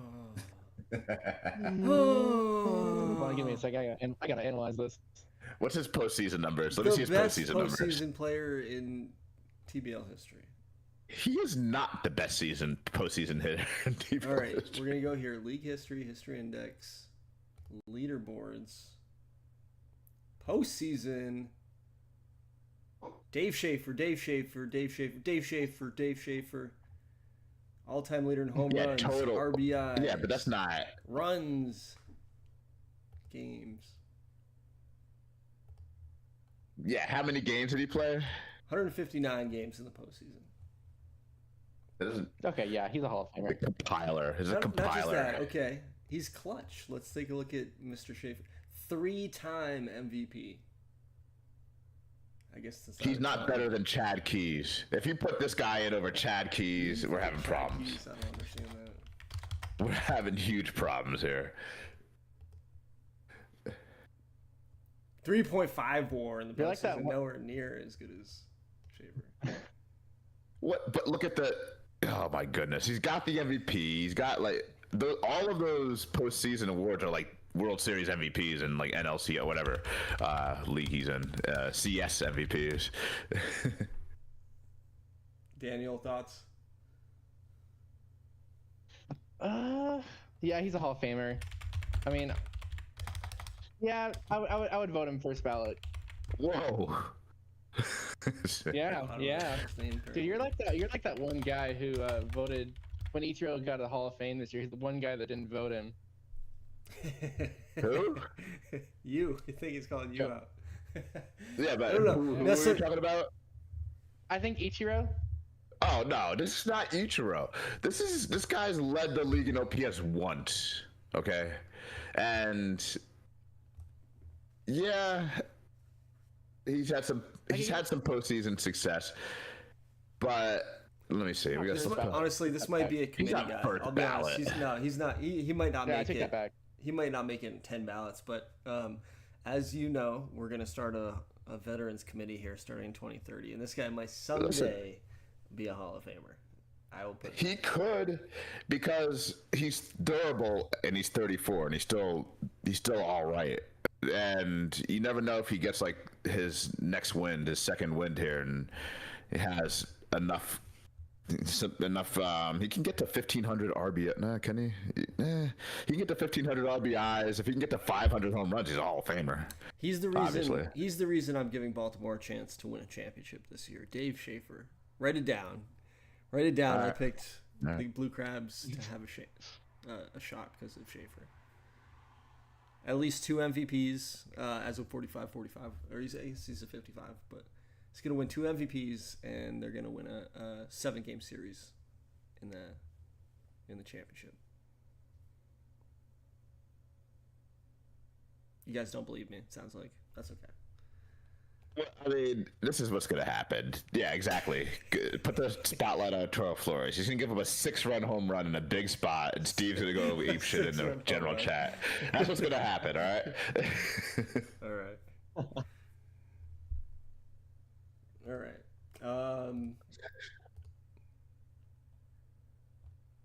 The Reapers have been one of the best teams in the Ice Conference most of the season. Taking a look at this chart over here, actually, you can kind of see they were flirting with first a couple times, but sitting kind of comfortably in third now. So they would have to go on the road in round 1, but definitely a dangerous team. And we just talked about the big trade they made for Rivera. Not the only trade I think they made. I think they were pretty active. Just kind of saying that. But thoughts on this team, mean, like? when I first look at him, like if you look at the first 3 hitters in his lineup, all 3 of them are almost hitting 300. Yeah. Yeah. Menahem's on, I think, up for batting title. Oh no, I saw his name somewhere. Oh, War, yeah. He's Or yeah, top 3 list. these guys steal a ton of bases. They don't get caught, and yeah, that's they do everything. So Gonzalez gets on base. You know, he's it's interesting. Gonzalez is a guy that I think could be the best leadoff hitter. And I guess Albrecht is hitting first because he's getting protection from the other guys. But I don't know. This is a tough offense. This is the best offense, I think, in the TBL. Is it? Run scored average. They're second in runs. Yeah, they're second in runs. I think this is a team that has been unlucky in the bullpen. Bottom line. Injuries, just bad performances in spots. Nobody's had a monster year, and I mean Cripps has been good, but a guy like Steve Gillis has got 12 meltdowns. Hassett's got 10. So it seems like they're just getting blown up in big spots.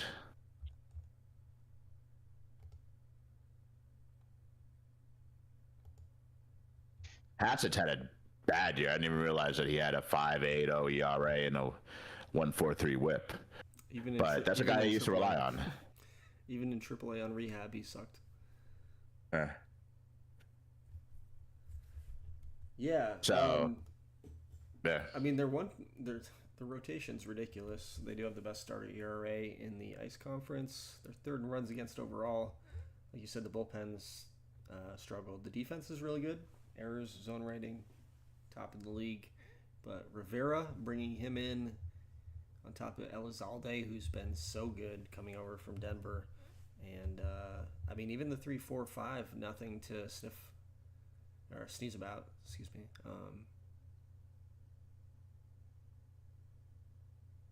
Interesting. I don't know how strong the ice is, but when I look at teams like Carolina and New York,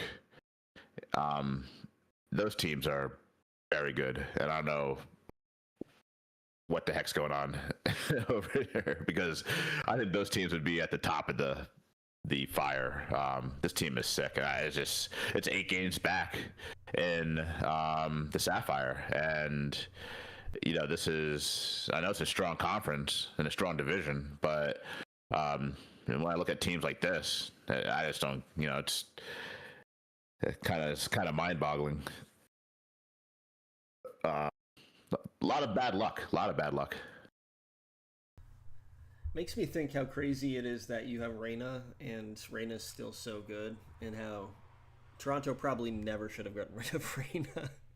Like a generation like that, all right? I'm going to talk like that. Ever. I'm going to talk like that.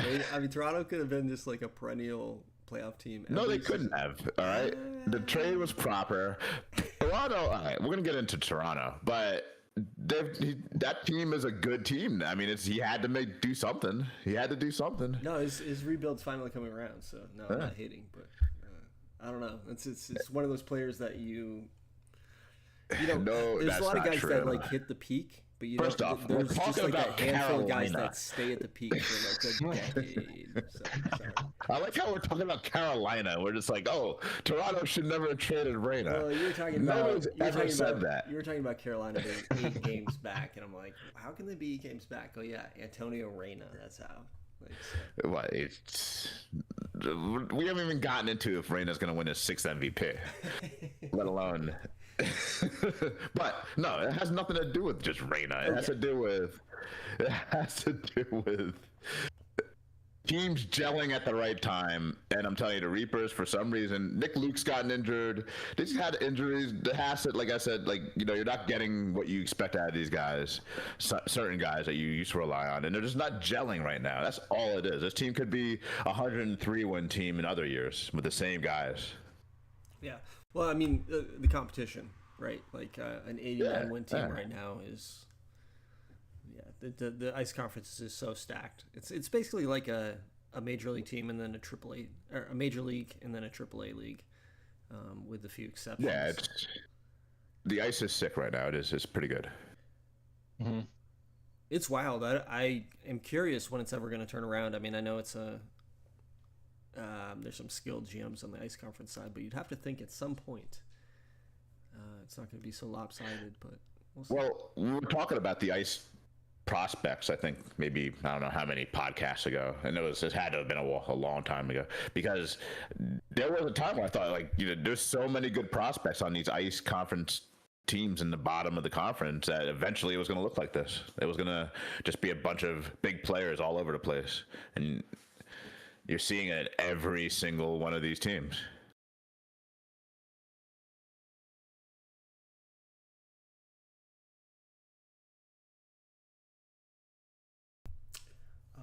Okay, who's next? New York, way back, 14 games out at 83 and 70. We talk about this team a lot every season. They've been kind of the disappointing team of the last 5 years. Hate I to didn't say say that. it. I hate to say that about JG's I team, didn't but say it. there's so much talent, so much talent, and they haven't done too much. I think they did make a deeper run last year, right? I'm trying to remember. You know, division championship series. They did get a series win over the Gremlins, but stopped by the eventual champions in 7 games. So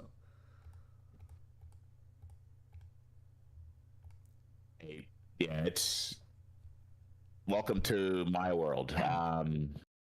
They're just stuck because the team is stacked. Travis Eaton, Hall of Famer, Ron Stone's on, he's in the fast lane. They used to have that sick rotation. They still got Perez and Lot. And it's a $200 million team. So it's I pick them to do well all the time, but I'm going to say it just like you just said it. It's a bit of a they always it seems like they're underachieving. It's fourth place with a $200 million payroll and Hall of Famers. But once again, the competition's good. what's going on with Tommy Gould here? Like, why is this guy on the team?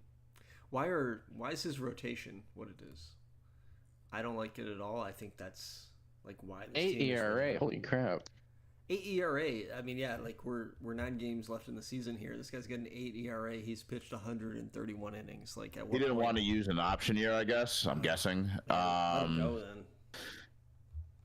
When you look at the popularity and morale button there, he's angry about his performance. You can send this guy down at any time so he can fix that because he knows he should be in AAA. I would be angry too if I was pitching to an 8 ERA.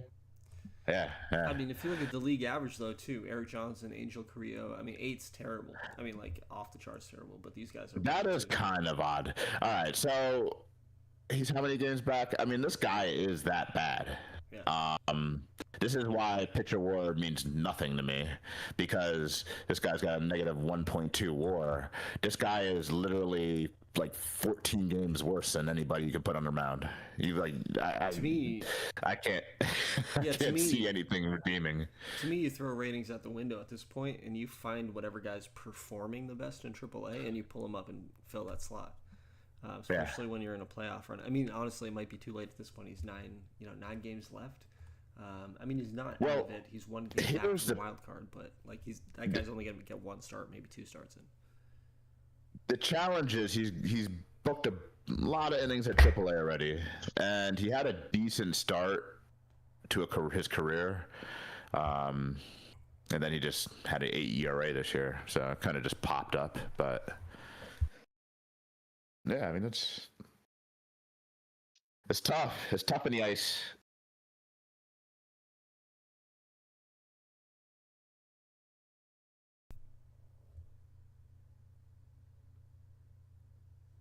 I mean, all of these teams. I mean, if they were in the Phil back as all these other teams, if they're in the Fire Conference, they make it. Yeah, Travis Eaton had a rough year. And I think he signed him to another $200 million contract or something. I don't know. But that cannot be something that is Yeah, I hate looked this. upon favorably in New York. Nope, I hate this. That's way too much money for his age.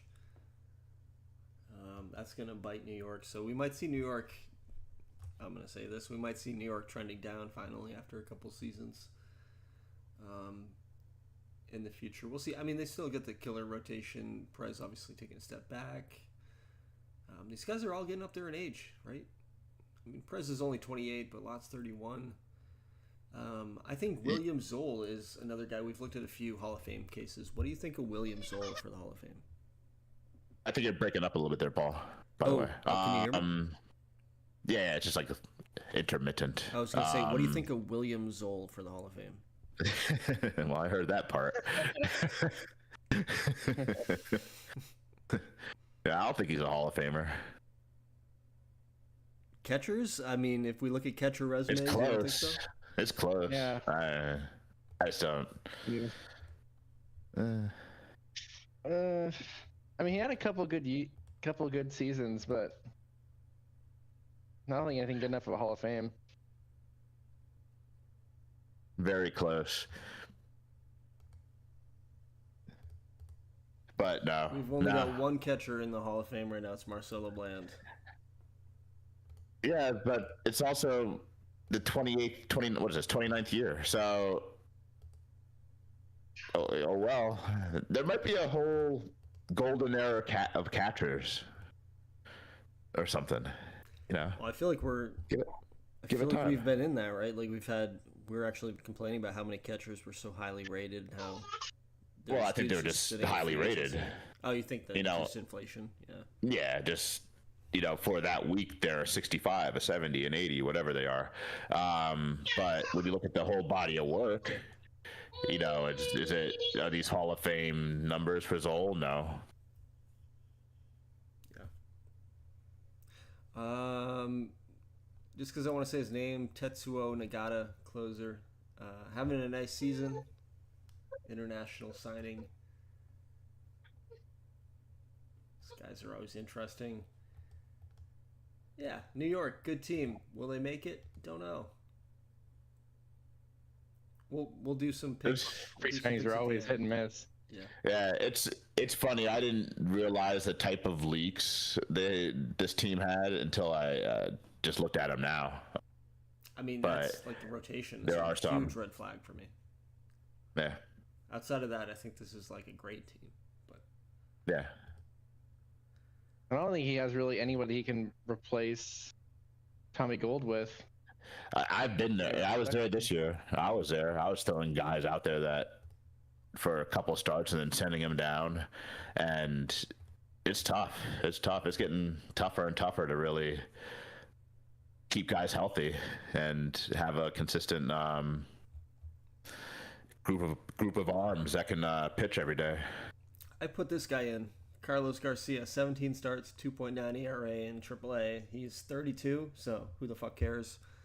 And you plug him in, and hope he's better than 8.18. You know. That's what I did. I was like, because I wanted to, you can't, you want to put a guy through waivers, kind of. Sometimes after they make a start or two, and I went down to the minors and pulled a guy who had numbers just like that, and he had a couple good starts, and I sent him right back through waivers, and nobody picked him up. And I was momentum's such a thing. Like I swear to God, like if a guy's like pitching well over a couple months, like you can take advantage of that, even if he's not gonna have like a crazy good career. So. Like if a dude's been terrible through 20 starts, you might as well experiment a little bit. Griffins. Let's go to the next team here. What do we think of Toronto? Kevin's been in the rebuild. Good job for a by while. them. Yeah. Listen, they're not in this position without making that Reyna trade. I think that was important for them to rebuild properly, and looks pretty good now. They might have won that. Okay, if you say so. I'm serious. Yeah, I'm sure anytime you trade a top 3 player in league history, you don't win, but Well, you never know. I'm still harping on Bobby 12 years later for trading Nick Henson. So, all Kevin has to do to shut me up is make the playoffs and make a deep run, and he's pretty close. He's got a pretty good team right now. If the Ice Conference wasn't so strong, I'd pick this team to do good things. What do you guys think? Anybody here worth pointing out? We've got a nice free agent signing here. Where'd this guy come from? independent league guy, he said, right? So, how did he field? Nice, horrible second baseman. I put that guy at first base. I think he's a first baseman. Yeah, agreed. I mean, the offense is there. Look at the walks. Yeah. It's like we haven't seen 100 walk guys in the league for a while, I feel like. His first baseman is a good first baseman. His third baseman is a rock. So he really has nowhere to play this guy. DH, I guess. Yeah, he could probably DH him. Hey, I don't think his DH is really hitting very well. No, his DH is horrible. This is a guy, perfect example of the bars look great, but then, just a guy who doesn't put it together at all.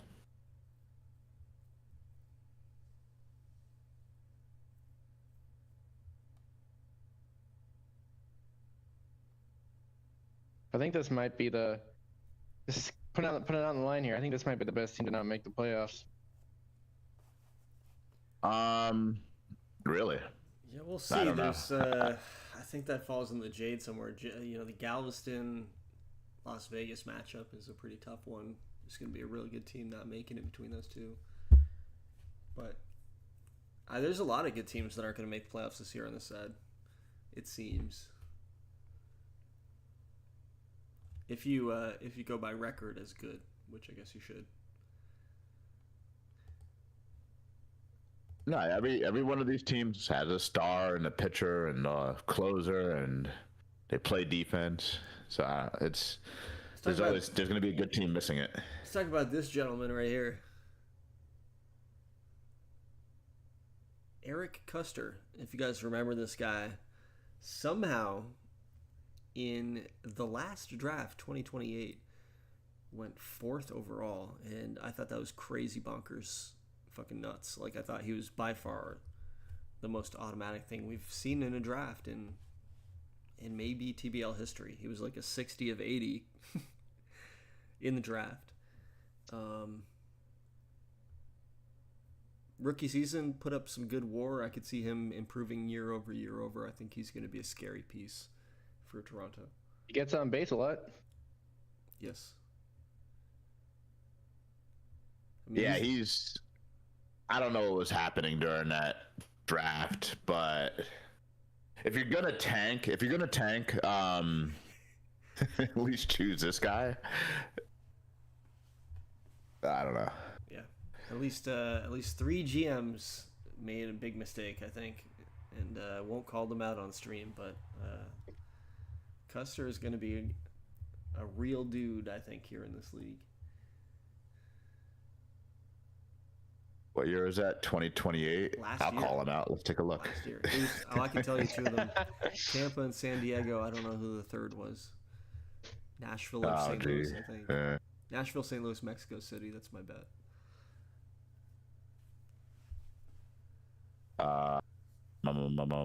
Who was, let's see, draft round 2028. All players. We had Tampa Bay, Nashville, San Diego. Yeah, Nashville. Don't know. I mean, I'd like to see who the 3 guys before him I see where them. they end up. I see them. It's not. All right, well, Tampa Bay and San Diego, those guys may not even make it. Nashville took Jackson Griffin, a starting pitcher. Looks pretty good. Okay. He's actually been in the major leagues for Oh, 2 years almost. Well, So that's kind of interesting. this Griffin dude's got a 6 Or ERA, TBL. though. Yeah. Well, that was a quick And then, quick promotion for sure. You went straight Yeah. to the big leagues. All right, back to Toronto. Anything else? Anything else stick out about this team? Might be a year away still. Again, they're 2 games out right now? Yeah. 9 to play. I like their chances. Schedule. What's the schedule say? They've got to play you. They get to host you at Baltimore, at Philly. So That's tough. That's tough. There's just so much up in the air right now. let's take a look at Baltimore. At Carolina, Toronto, at New York. I mean, there's really no easy games unless someone, draws Montreal or Boston. At Toronto, Philly, at Boston for you. So, That's good for the. Listen, it never fails. We'll lose those games and somehow not get that bye. Carolina's good at Montreal to end it. So, yeah, anybody's game. We'll do a real-time sim tomorrow night and really make it dramatic. Philly, one more team to talk about. Your favorite team to talk about, JR, I feel like. Yeah. What do you guys think of Philly? I like their team. I'm glad that they're over 500. Another team that has a superstar in Saxton, and this guy Molina's been pretty good, but it's tough. It's tough in this conference, in this division. There's no big time starter, or the pitching is promising, but it's not good. Defense is absolutely horrible. Probably worst defense in the TBL. Yeah, 16th zone rating. Yeah. Minus 47.5. Ooh, ugly. Yeah, I feel like that's always kind of been a blind spot for Bobby as a GM. He's never really had a good defensive team. You're right, his offense is off the charts. JJ Saxton just suffered an injury, and it's going to pretty much end his season. And probably going to end the Eagles' playoff run, but it is good to see this franchise moving in the right direction. Molina's pretty good. He led the league in home runs last year. I guess I didn't really have him on my radar. Not sure about you guys, but third straight season with 100 RBIs. I like that 1-2 combo he's got in the 3-4 slots. So Yeah.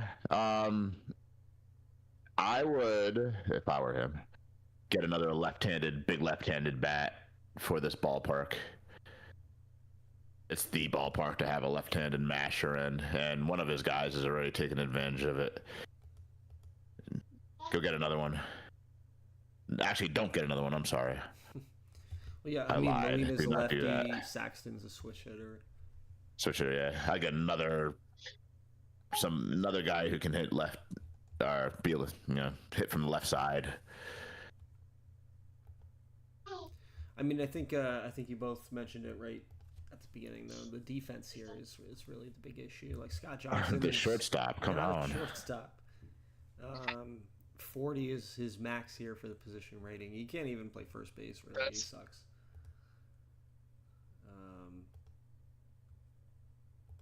What's this pitcher's ground ball pitcher?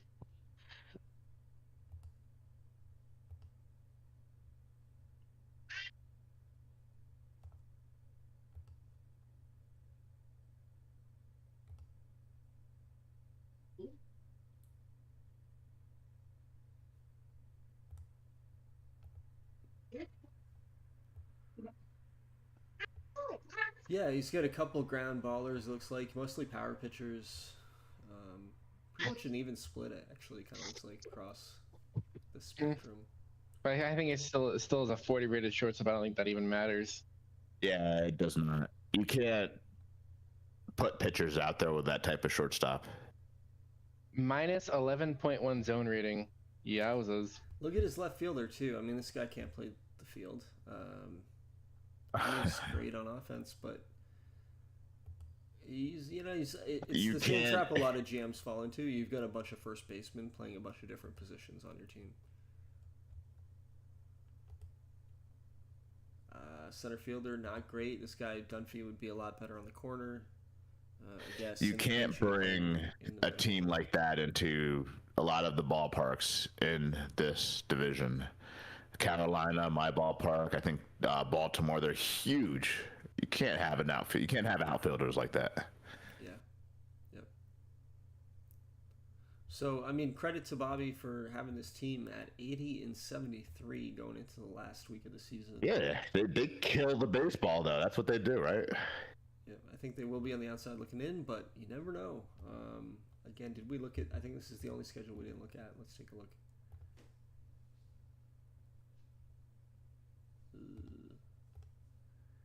At Montreal, at Somerville versus Toronto. So, mixed bag.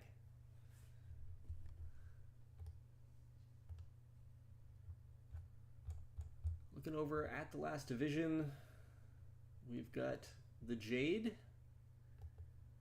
Rochester making a run, trying to knock Denver into that 2 seed again with a 7-game win streak. Michael, 2 years removed from his championship. Back-to-back championships. Guess who just joined the podcast to talk about the Jade division? Oh, hello. Hey, Jay. Welcome. So, Jay, welcome as the new voice to the podcast. Feel free to talk about your buddy there over your alternate ego, the Rochester North Stars. Yes, my alter ego. Happy to, yeah. Did I miss much? Have you talked for 3 hours? We've talked about 3 divisions, so we're on to the final one. Yeah. Okay. Somehow in record time of 2 hours. Yes. Yeah, many records being set this year. Well, Rochester is annoying every year. I always think that they're, starting to recede a little bit, and then they come back. They're on a 7-game heater right now. Seems like the usual fellows. Plus Vince Hernandez, that guy's been a beast so far.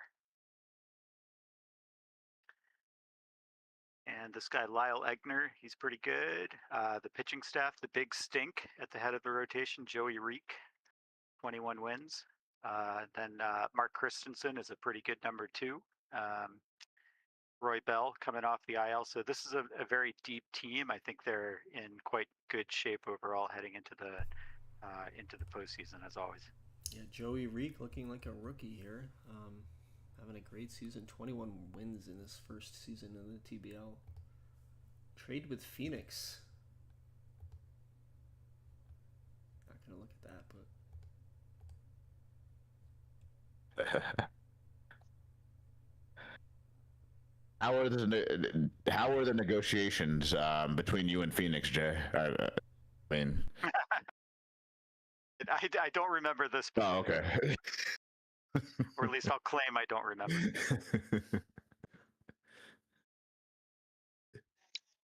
He picked up a couple of guys at the deadline. I think Michael went into the year saying he was not going to make any trades, and that didn't happen.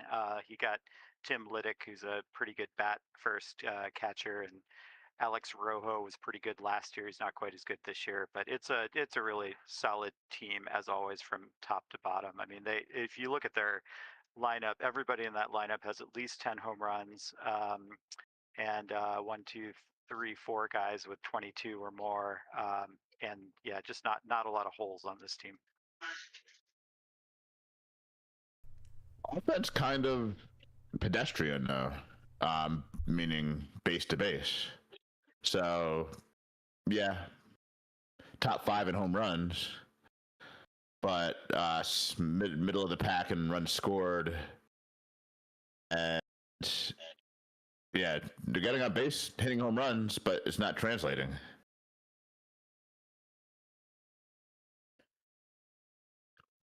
His bullpen on paper looks like a relative weakness, but they've performed really well this year despite, kind of mid ratings. Yeah, I'm looking at of his prospect list. So, oh, sorry, go ahead. no, I was just gonna say outside of having pretty even power across the lineup, he's got the best zone rating and defensive efficiency in the Ice Conference. Yeah, this is the best ball in play team defensively, probably in the TBL year after year.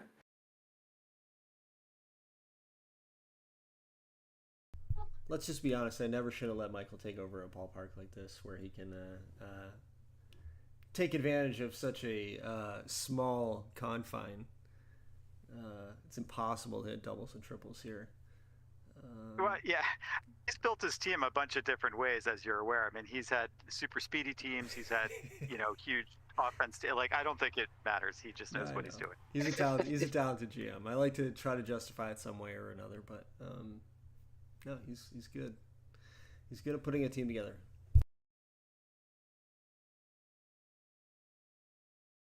His top prospect is a guy that I traded to him a couple of years ago. Seems like he's taken off. Big surprise. Prospects, yeah. I haven't dove into into systems too much tonight, but Jeff Williams, is that who you're referring to? Or? Yeah, Jeff Williams. That was the guy. He was like a 12th round pick or something. It just turned out to dev up a bit.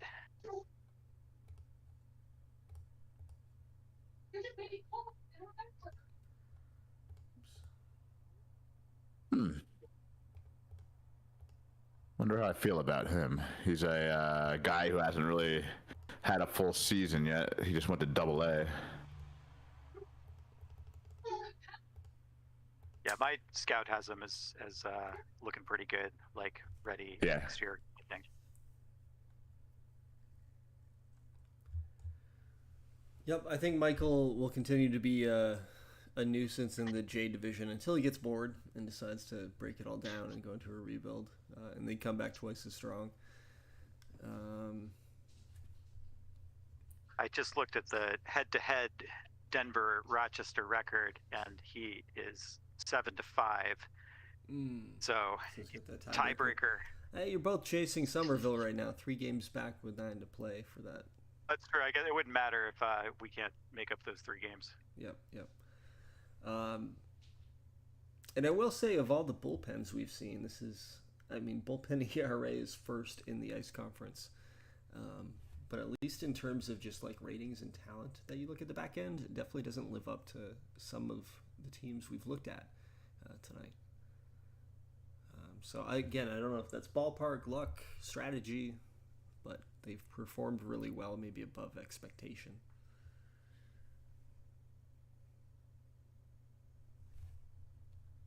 Yeah, it's an interesting philosophy because once again, he doesn't strike many people out on the back end, but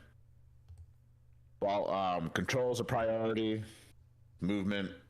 So yeah, it's interesting. Yeah. We'll see what happens. Not scared. All right, and I'll give you the microphone one more time here, Jay. What do you think of the Denver Dynamite this year? Let's talk about your team. I think they're good. It's a good team. Same old nonsense. Try to get as many good players as I can, mortgage the future, et cetera, et cetera. I've had a couple guys that have sort of taken off. Victor Baez, who you mentioned last year in the postseason, he was a Rule 5 pick from your brother. Thank you very much, Alec. And he's gotten better this year. He's really a cornerstone at this point.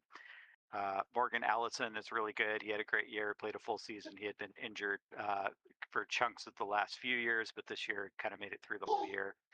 Kevin Porter down from last year, but still, a very good all-around player. I am concerned about how his contract will age, and he's got a no-trade clause, so that might get a little sticky as things go forward. But for now, he's still a good player. And then who else? Mr. October is back. Tim Doherty had another fine season. I keep waiting for the wheels to fall off for him. He's a center fielder with really good range, and that doesn't last forever. But he's 31 and still with 70 range by my scout, so that's great. Pitching staff, things are good. I was looking earlier. I think I have 8 starters that I would feel confident about throwing in the postseason, and a 1-2 with Dustin Potter and Braden King is really strong. King was out for a lot of the year with an injury. Potter had a much better year this year than last year, and he threw a no-hitter earlier this season. And then the big story is Kuznasty, who is breaking records.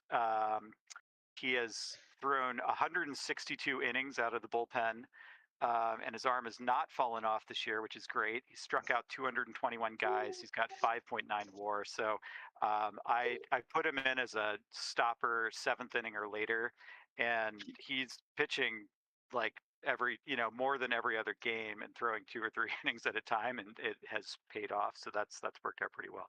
So I think all around it's a fine team. It's not the best dynamite team, but it's not the worst either. And I think we're in good shape heading into the postseason. Pretty injury free also, which is nice. You should never have said that. Haha, knock on something. Well, hold on. Kuznicki is ridiculous because the gall that you have to give a guy 100 more innings plus than he's ever pitched before in a season with that fragile tag. I mean, I'm not saying, I don't know, man. I would trade him after the season if I were you, because this dude is damaged goods. But 162 innings is crazy. I don't know. It's I've tried to do this before. I've had a number of pretty good relievers, and I've thrown them in there as stoppers in this fashion. This is the one guy who's made it through the year unscathed, and this is the result. So I'm happy with it, but I'm like 1 for 6 in trying to do this. Yeah, it's crazy. It's crazy. It's funny how many different guys have saves on your team, or double-digit saves on your team. 4 different dudes. I do not use I never use a closer. I always put the best guy as the stopper, and then 1 or 2 guys as setup men, because I don't care about their little computer egos. It doesn't matter. I just want them pitching the most important innings. Yeah, makes sense. It's all about the saves. You just have to get saves. And that's it in some places. Yeah. Saves are an overrated stat. Well, I'll say I'm definitely rooting against you. I hope you lose. I think you openly know that. I'm impartial as the commissioner, but as a GM, I very much rooting against you. Too much success. You're too good. Too many championships. Yeah, Michael and I agreed that this is his year this year, and then I'll get it next year again. Yeah. Jackal's talking to Hyde again. I picture you talking to like a sock puppet when you say that. Gollum Smeagol thing where he's talking to himself, right? My precious. Yeah. I do want to bring up before we move on your swipe of Mark Cobb. Had a deal in place with Toronto, I think, Nashville, Toronto. That got voided, and the next thing you know, Cobb on the way to Denver. I thought that was fucking hilarious. I don't know why. Yeah, I felt a little bad about it, but he had a day to work out something different, and it didn't, So I'm not gonna wait around forever. It is. I waited like 14 minutes to get Dustin Potter. That was too long. Yeah, no, it's a two-way street, right? So Nashville made the decision to shift directions, and Cobb's your starting C now. So that's because Jay is spamming people at 2 in the morning with This is for GM. the West Yeah. Coast. The guy's like, "Fuck it, I'll trade him to you. Just leave me alone. I had to go to work." When Jay Hold you at obviously, gunpoint. yeah, Jay obviously is the most aggressive GM in terms of trades. But I will say this trade deadline had a lot of diversity in it. There's a lot of different teams getting involved, which was pretty exciting to see. So, all right, let's move on. Mudcats and Daniel, why don't you start us off here? What do you think here of the Mudcats and Ryan's resurgence here for the purple people eaters?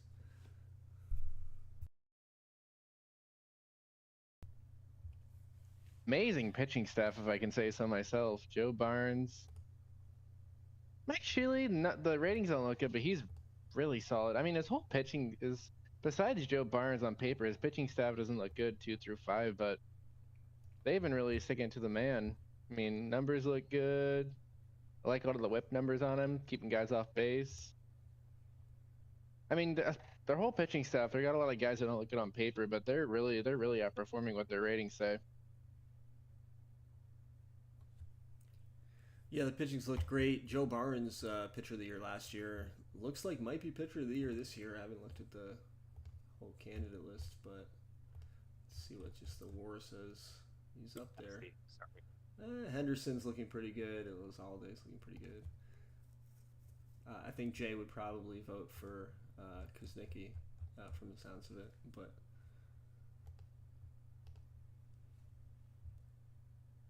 anybody else thoughts on the Mudcats? Go. Yeah, go ahead, Jay. It's like the offense is pretty mediocre, except for Jose Nolasco, who's a beast. That guy's really good. And Chenault is like kind of I feel like he maybe already a little bit on the decline at age 25, which is tough to say, but I mean, he's still quite good. But yeah, so those two guys. But other than that, there's not too much to like on the offense here, unfortunately. Well, how do they piece it together, right? They don't. It's another station to station deal. Nolasco and Chenault have to damage the baseball for them to score runs. So, I don't know. It's always New Orleans is a team I always associate with great pitching, and that's what they have.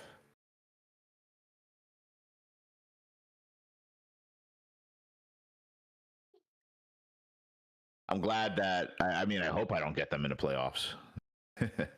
That's a team that nobody wants to match up against. Well, they're going to match up against Denver because that happens every year. Yeah,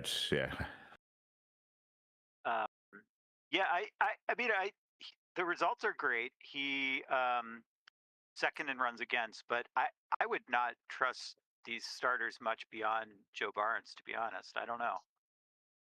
At least ratings wise, I don't see much to like. Results wise, they look all right. A lot of their starters or their HRA ratings are pretty low, but that's because his ballpark favors against home runs. So yeah, it's another huge ballpark, but reconstruction, yeah. They got a ton of Ks, a ton of strikeouts out of their starters, and yeah, it looks like about 3 of them are going over 200 strikeouts. Shealy's numbers are crazy. So I mean, they do the lion's share of the work, and in a series, I don't like good starters, so I don't want to see them. Don't want to see Joe Barnes, that's for sure. I'm looking at OSA here. Jaheim Bryant, his number 4 starter, is a rookie this year, had a really great season. Took a while to get through the minor leagues. He's 26 years old, but ratings-wise looks pretty good, at least from this perspective. Let's see what my scout says. My scout likes him too.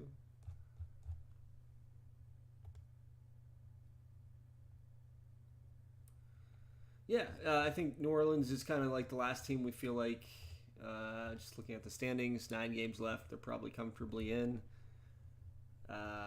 Probably, again, won't catch the 2 teams in front, so going to be on the road in round 1. Lost in the wild card, and then was in the conference championship series last year. Ended up losing to Denver, but yeah, Ryan's always put together a pretty strong team. Going to be the 21st playoff appearance for this franchise. Never count them out.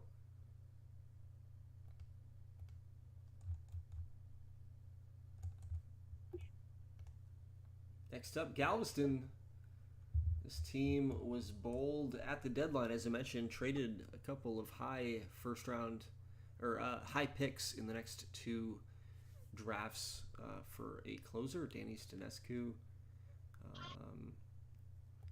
If you remember, this team last year went bonkers in September and October and finished the season 20-4 or something stupid, and then made an okay postseason run as well. I think through the first round. Nope, I lied. 7 games in the wildcard series, but first time in a long time, broke a drought. So what do we think of the Gremlins this year? Injury for Ashton Turner, the superstar there, and that may be the difference. He's that good. Yeah, that's a tough loss heading into a wild card series. I guess, let's see, 3 weeks, so he would miss probably 1 week of the postseason.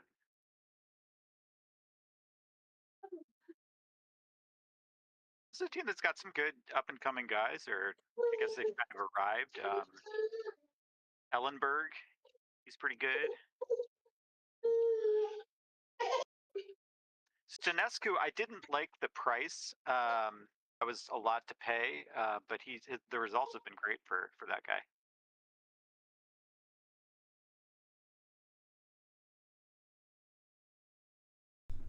Yeah, he definitely made a really strong offer. I didn't really have to shop him around. A first and a second round pick for a closer is a lot, but yeah, he's one of the other relievers that I wanted, but yeah. you traded him away to another team. Yeah, no. Once I had that offer, I was pulling him out of the package with you for sure. I offered a 4th round pick. Yes, Jay offered me 3 different trades, and all 3 of them were so underwhelming. But I do love to hear your offers, Jay. I appreciate it. I don't know. I was surprised how easy it was to move people. I don't get these teams that say they don't. Steve. I think you're breaking up. Oh, can you hear me? I think it's cutting out on my side a little bit. Oh, sorry. Yeah, same here. I was just saying I don't trust these. I don't get these teams like Baltimore who say they can't find trade partners. I posted my block and got a response pretty quick. So.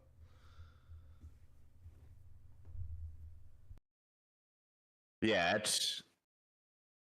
I have no problem giving up a first pretty quickly in negotiations because I cannot draft well in the first round, so I have no problem giving them away. Galveston has a couple of pitchers that I always go for this kind of profile myself, so I like it. Miller and Echevarria, who are both super high movement guys, don't give up a lot of home runs. Now the results were not terrific for Miller. Echevarria was really good this year, though. Yeah, we were just talking about the guy in Bighorn.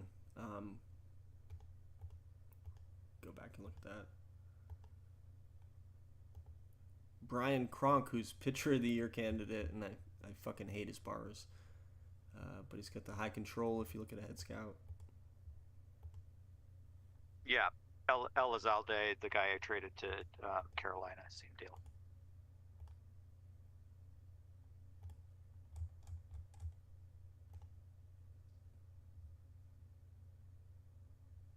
You do not need a lot of stuff to succeed in this version of TBL. Yeah, I hate it. Those are 3 terrible pitches. Yeah, and the pitches don't matter at all. That is just window dressing. You need to I know. have. I feel like a guy pitches, but I feel like a guy like this should be so much more valuable. Like with these 4 nasty pitches, right? But he's not. Does not matter. It's insane. Well, all right. I don't know. What? I'm just saying that it may be the situation that he was in. Oh, rude. Ooh, shots fired. All right, let's go back to the Gremlins here. Anybody else worth mentioning? I don't know. I think this is one of those teams similar to Toronto and I don't want to say Philly, but really Toronto that will not make it. I don't think they're going to make it. I think they're going to fall out because of the injury to Turner, and they just need a little more depth everywhere. Yeah, team schedule at Rochester, Las Vegas, at Tampa to end the season. So, Las Vegas is the team they're currently tied with for the last spot, and they get to host them at home. And then they end the season at Tampa. So, I don't know. I think the schedule might be in Galveston's favor here. We'll see. Let's take a look at the Vegas High Rollers. Yeah. They've got at Fort Collins, at Galveston, and then Rochester. So that's a tough schedule.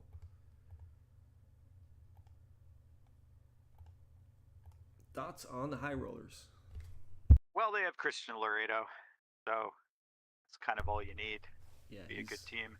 He's a pretty good guy. Still 12th in runs scored with Laredo. Right. They could maybe supplement a bit around him, but yeah, he's just a one-man wreck crew. I mean, this guy. Look at this. I mean, I put this in the chat, but he has not had any bad years ever at all, and he is out there pretty much every day. He's had some minor injuries, but not too much, and he's climbing the all-time leaderboards in every category. He's probably broken the all-time WAR record at this point. A legend. I love the fact that he won MVP 11 seasons ago, and he's probably going to be the MVP this year. Oh, I'm lost. Here we go. Does this guy have a lot of playoff experience? Because he's not. He's probably going to miss the Hall of Fame. Hall of Fame. I don't know if he'll miss. 92.03. He is the all-time leader now, unless he regresses. So. Yeah, right. No, he has not played that much in the postseason, though. I mean, Vegas has largely gotten bounced in the first round when they've made it, and he's only got 6 postseason home runs. Oh, the MVPs are sort of a team stat. When looking at a guy like this, just stuck on teams that weren't great in Vancouver, and he was there for a downtime in Vegas. And the RBIs are also a team stat. It tells you a lot about the lineups, and there's no way a guy like this should be a 79, 74, whatever RBI guy in 600 plate appearances. This guy just does not have the horses around him. So that's all that is. Because I got a guy like Reyna. Reyna's in a good lineup, and he consistently gets 100 runs, 100 RBIs because we turn that lineup over a lot. Laredo's just stuck in bad lineups a lot. Small aside that he's one of these guys like Mike Trout who just decides he's going to do something better and then does it better. And so he started stealing bases late in his career. He stole 30 bases at age 33, 16 this year. Yeah, it's pretty crazy. After not doing it most of his career, that's pretty funny. It's a pretty good stolen base total for a guy who has a 45 ability. I mean, he's got some speed. He's aggressive. But and I mean, he's not successful, crazy successful, but he's racking up the numbers there. I think what excites me about him too, he's 30. He's about to be 35 years old, and he's still top of his game. Like, who knows how long he can keep this going and really kind of separate himself from the other all-time greats. Yeah, totally. You see guys with his peak not infrequently, but to sustain for this period of time and not slip much, if at all, at this age is really rare. Give him 6 more years, averaging 30. So at 180, brings us up to 630 home runs ish. I mean, that's where he should end up, in that 600 plus area for homers. We need him to go to Mexico City next and sign a 5-year deal for $73 million a year. It's funny, he's so good, we're not even talking about Jason Bassett, who's at the end of his career, but was like, if we just looked at that WAR list, was like 4th all time. Yeah, he's a Hall of Famer. Yeah, pretty crazy. That's the typical trajectory, right? Like, he had the similar peak, but then starts at age 31, he's kind of declining. And I guess he's still at a 6 WAR season at age 34, but he was not the same player after age 30. Yeah, yep. Still productive in a way that could be better probably on a different team. I don't know how much he's playing in the field. Yeah, he's played 102 games in right field. If this guy DH'd or something, I think he can he has another couple good hitting years in him.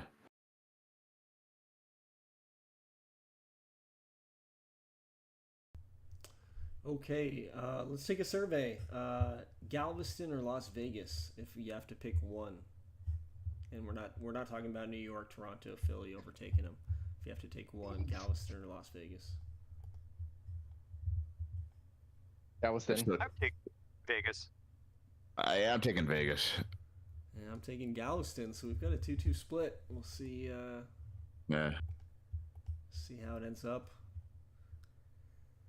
Well, we've talked about all the teams that have a chance at the playoffs. I think it's worth mentioning the Dragons are, well, I don't know, more active. Chris thinks he's turning them around. They're kind of right where they've been. It's gonna be a little longer. That's all I'm saying. He's done a good job, but I don't see the window yet. We need him to stay, so let's make sure. Oh, I think he's committed. He feels like he feels like he's pretty confident. This is awesome. This team around, and I'm pretty excited about it. So I think he's broken the Durham curse a little bit. Okay. The curse is There are some bad teams in the league, and I do not consider Durham one of those bad teams.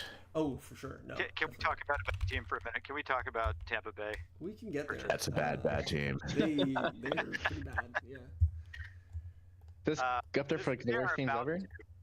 It is about to be the worst team ever. Yes, the record is 117, and I think they can lose 5 games in this next sim. I think they have it in them. It is a dumpster fire. I mean, there's nothing on this team.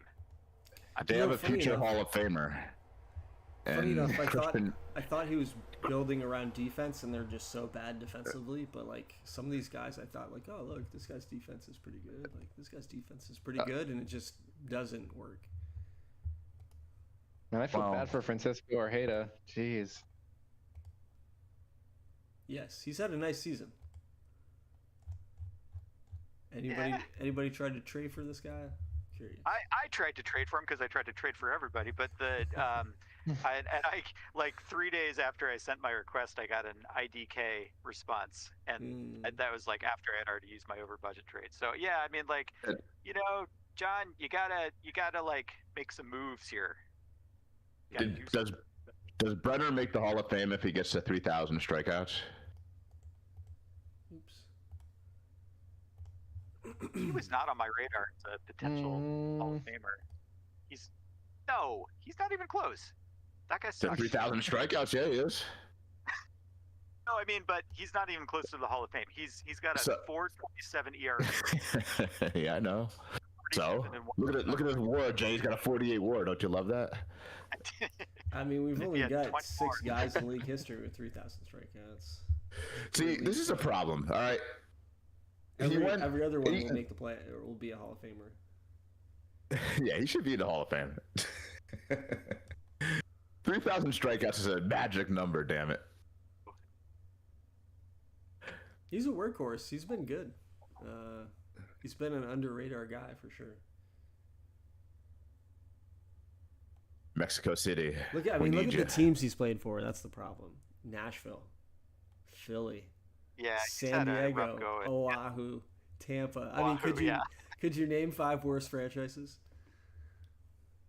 Well, Oahu's good. Now, No disrespect to the GMs of those franchises. Just they've had a rough time over the last decade. He probably, pitch quality wise, pitch for pitch, pitched well enough to be a Hall of Famer. He just played on all bad teams. He's as fringe as a lot of the guys that aren't making the Hall of Fame right now, though. Yeah. Javon Cooper, like that subset.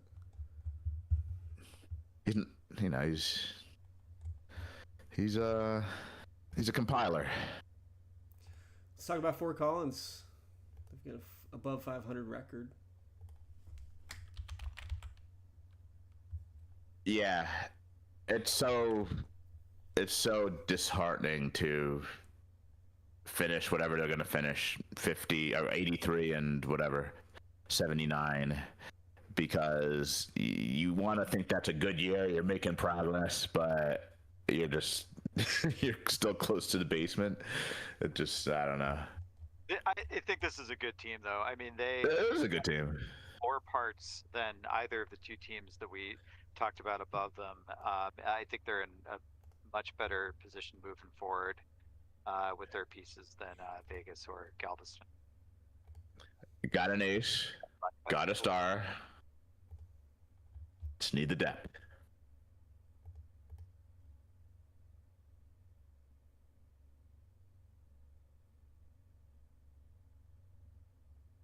Yeah, they've got a lot of young talent. It's pretty crazy. This team's like maybe the youngest team full of talent that I've seen. They can make a jump. They can definitely make a jump to where Galveston is perennially. They're kind of in the 4 slot now in the Jade. I think they can start pressing up past Las Vegas. Like 3 of their 9 starters look like young guys who could be superstar status, but like aren't fully developed yet. So I'm not saying they'll all make it, but no, I like this squad a lot.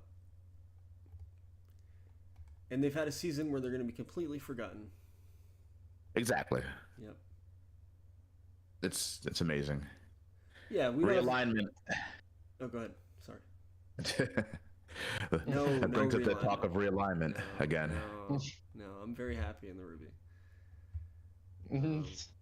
Yeah, let's keep it the way it is. I like it too. Us fire conversations are very comfortable the way we are. I think 4 teams should be able to change, just like the Astros and Milwaukee and whoever. Like we should have a few teams if they really want to change, and it makes sense geographically. If you can we find should 2 GMs in consider agreement it to make a swap, then I would maybe listen to that. I don't know if I'm going to go with a divisional draft or not, but no reason to talk about Boston. They've been terrible forever. Yeah, there is. Yes, there is. Let's talk about math. Simple math. All right. So, what's this guy on Denver? Potter. That's his name. Yeah, that's right. Right. So, what did you trade for Potter? You know, some stuff. A future Hall of Famer or 2. No, whatever. And an IAFA guy, I think 2 1s and a 2 or something like that. So, just in general, so with Potter, Boston paid him $48 million for 1 year, $48 million for another year. Somebody flippantly said that it was kind of funny that you paid Potter for a 59-win team. Anyway, so that's $96 million total, and then he's paying what? another 24 per for the next 3 years. So $1 million. yeah, so that's like a good, that's over 100 million for 2 firsts, a second, and an IAFA guy. That's what. Yeah. That's not. Whatever. And as was pointed out in the chat, the biggest part of the sin was to not wait a day and see if you got a better offer, which you would have gotten a better offer. Oh, he would have gotten a better offer from me for sure. Right. Even the GM who's trading with you is roasting you for the deal. So yeah, that's fine. I would have given him 2 firsts, 2 whatever. No, he could have done better. You got to be patient. It's about being engaged, right? So Yeah. It is what it is. JP maybe someday will turn it around, but this team's been fucking terrible, and they're gonna continue to be terrible. They're not the biggest dumpster fire though. Montreal hasn't made the postseason since 2008. I don't understand what happened to this team this year. I can see the plan though. I get where Montreal is going, and Josh has had success. What's the plan? The plan is to finish 500 for 1 year, have the owner die, and then go back in the tank. Yeah, you do need. Just kill the owner, make him happy. Let's get him out of here. Look at I talked to him about actual talent on this team though. Salvucci is pretty good. Tangney is pretty good. All right. No, What do you say, Danny? I was willing to drop everything. They just had a bad run of luck. Is my take on this? I think that John. I think John does not have the right idea for Tampa. Sorry, John. But Josh in Montreal, I think he's got the right idea. What were you saying, Daniel? I was talking about Salvucci during the play, Brock, and I was like, dude, I will drop everything so I can get Salvucci. And he was like, man, I'm too committed. I love this guy too much. I don't want to give him away for nothing. And I was like, damn. Okay. Bro. I mean, I guess. As a center fielder, I see his value. Yeah, right. He's not your kind of guy. He's not my kind of guy. 187 and 186 the last 2 years. Yeah, man. Put the ball in play. Let's make something happen here. His OBP is not bad though. It's funny. He walks. Yeah, whatever. No. You can't go first to third on a walk. You can't people don't make overthrows on a walk. You can't put pressure on the defense with that. And then the strikeouts are even worse. It stops rallies. So those things, they're good in they're cool to have, but it's not the type of player that I believe is even close to being an all-star. Not a Somerville guy. Nah. Yeah, it's just unfortunate. Montreal guy for sure. Montreal guy. It's just unfortunate. This team, I would think he could be a Denver guy. This team has had such a drought. They were so close last year, and big step back this year. So.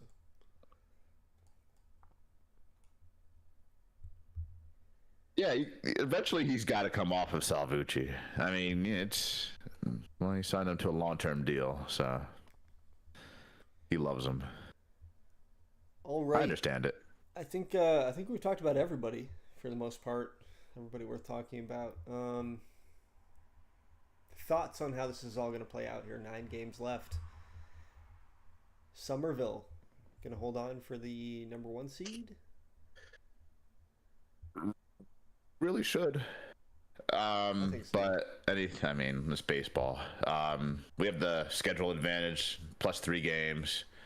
We're not sitting anybody, so I think we got the bye. Jade's playing each other. They're playing too many good teams over there. Yep, I agree. Who's taking the Jade?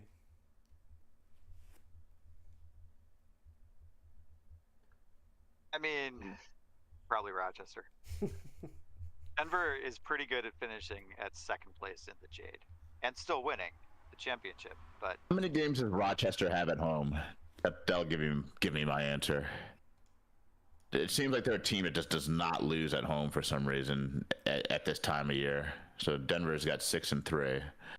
Yeah, Rochester 3 at home, 6 on the road.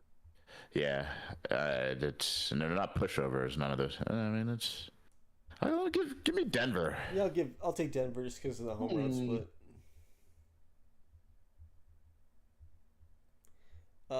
Yeah, put me on Denver. Okay, and then we've got I don't know, Carolina, New Orleans. I think they're pretty much in.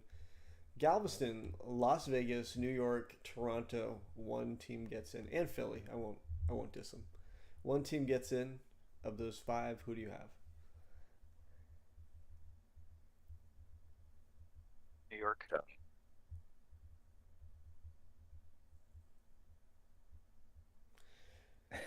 Yeah, I don't know. I don't have New York just because of the kind of the things we pointed out with their rotation.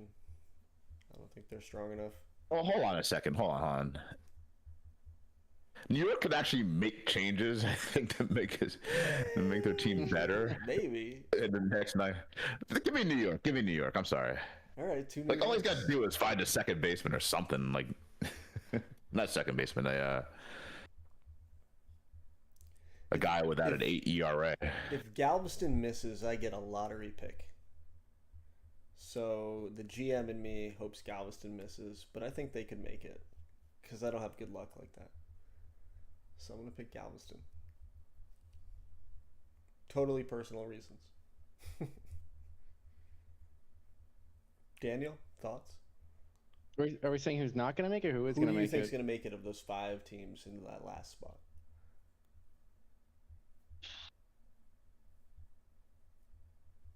New York, if he changes his pitching. Yeah. All right, everybody loves New York. We'll see. 1 game back. I'm trying to remember what their schedule was.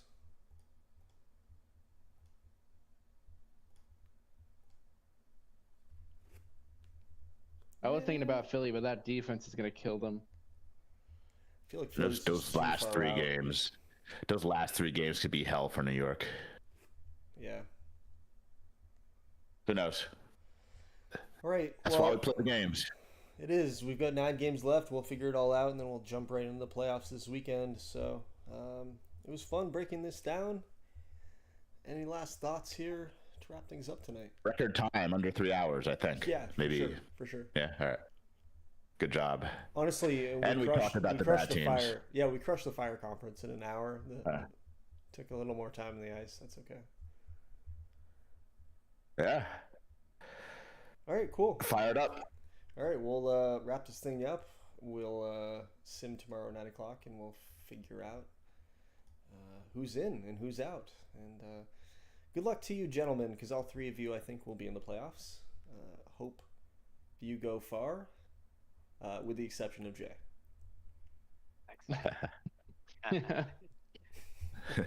Even though he has 2 teams. Even though he has 2 teams. Time to advance. 2 teams that we know of. 2 teams that we know of, maybe more. Yeah. All right, guys. Thanks as All right, always. I fella. appreciate you hopping on, and that'll do it. Wrap it up. Here we go.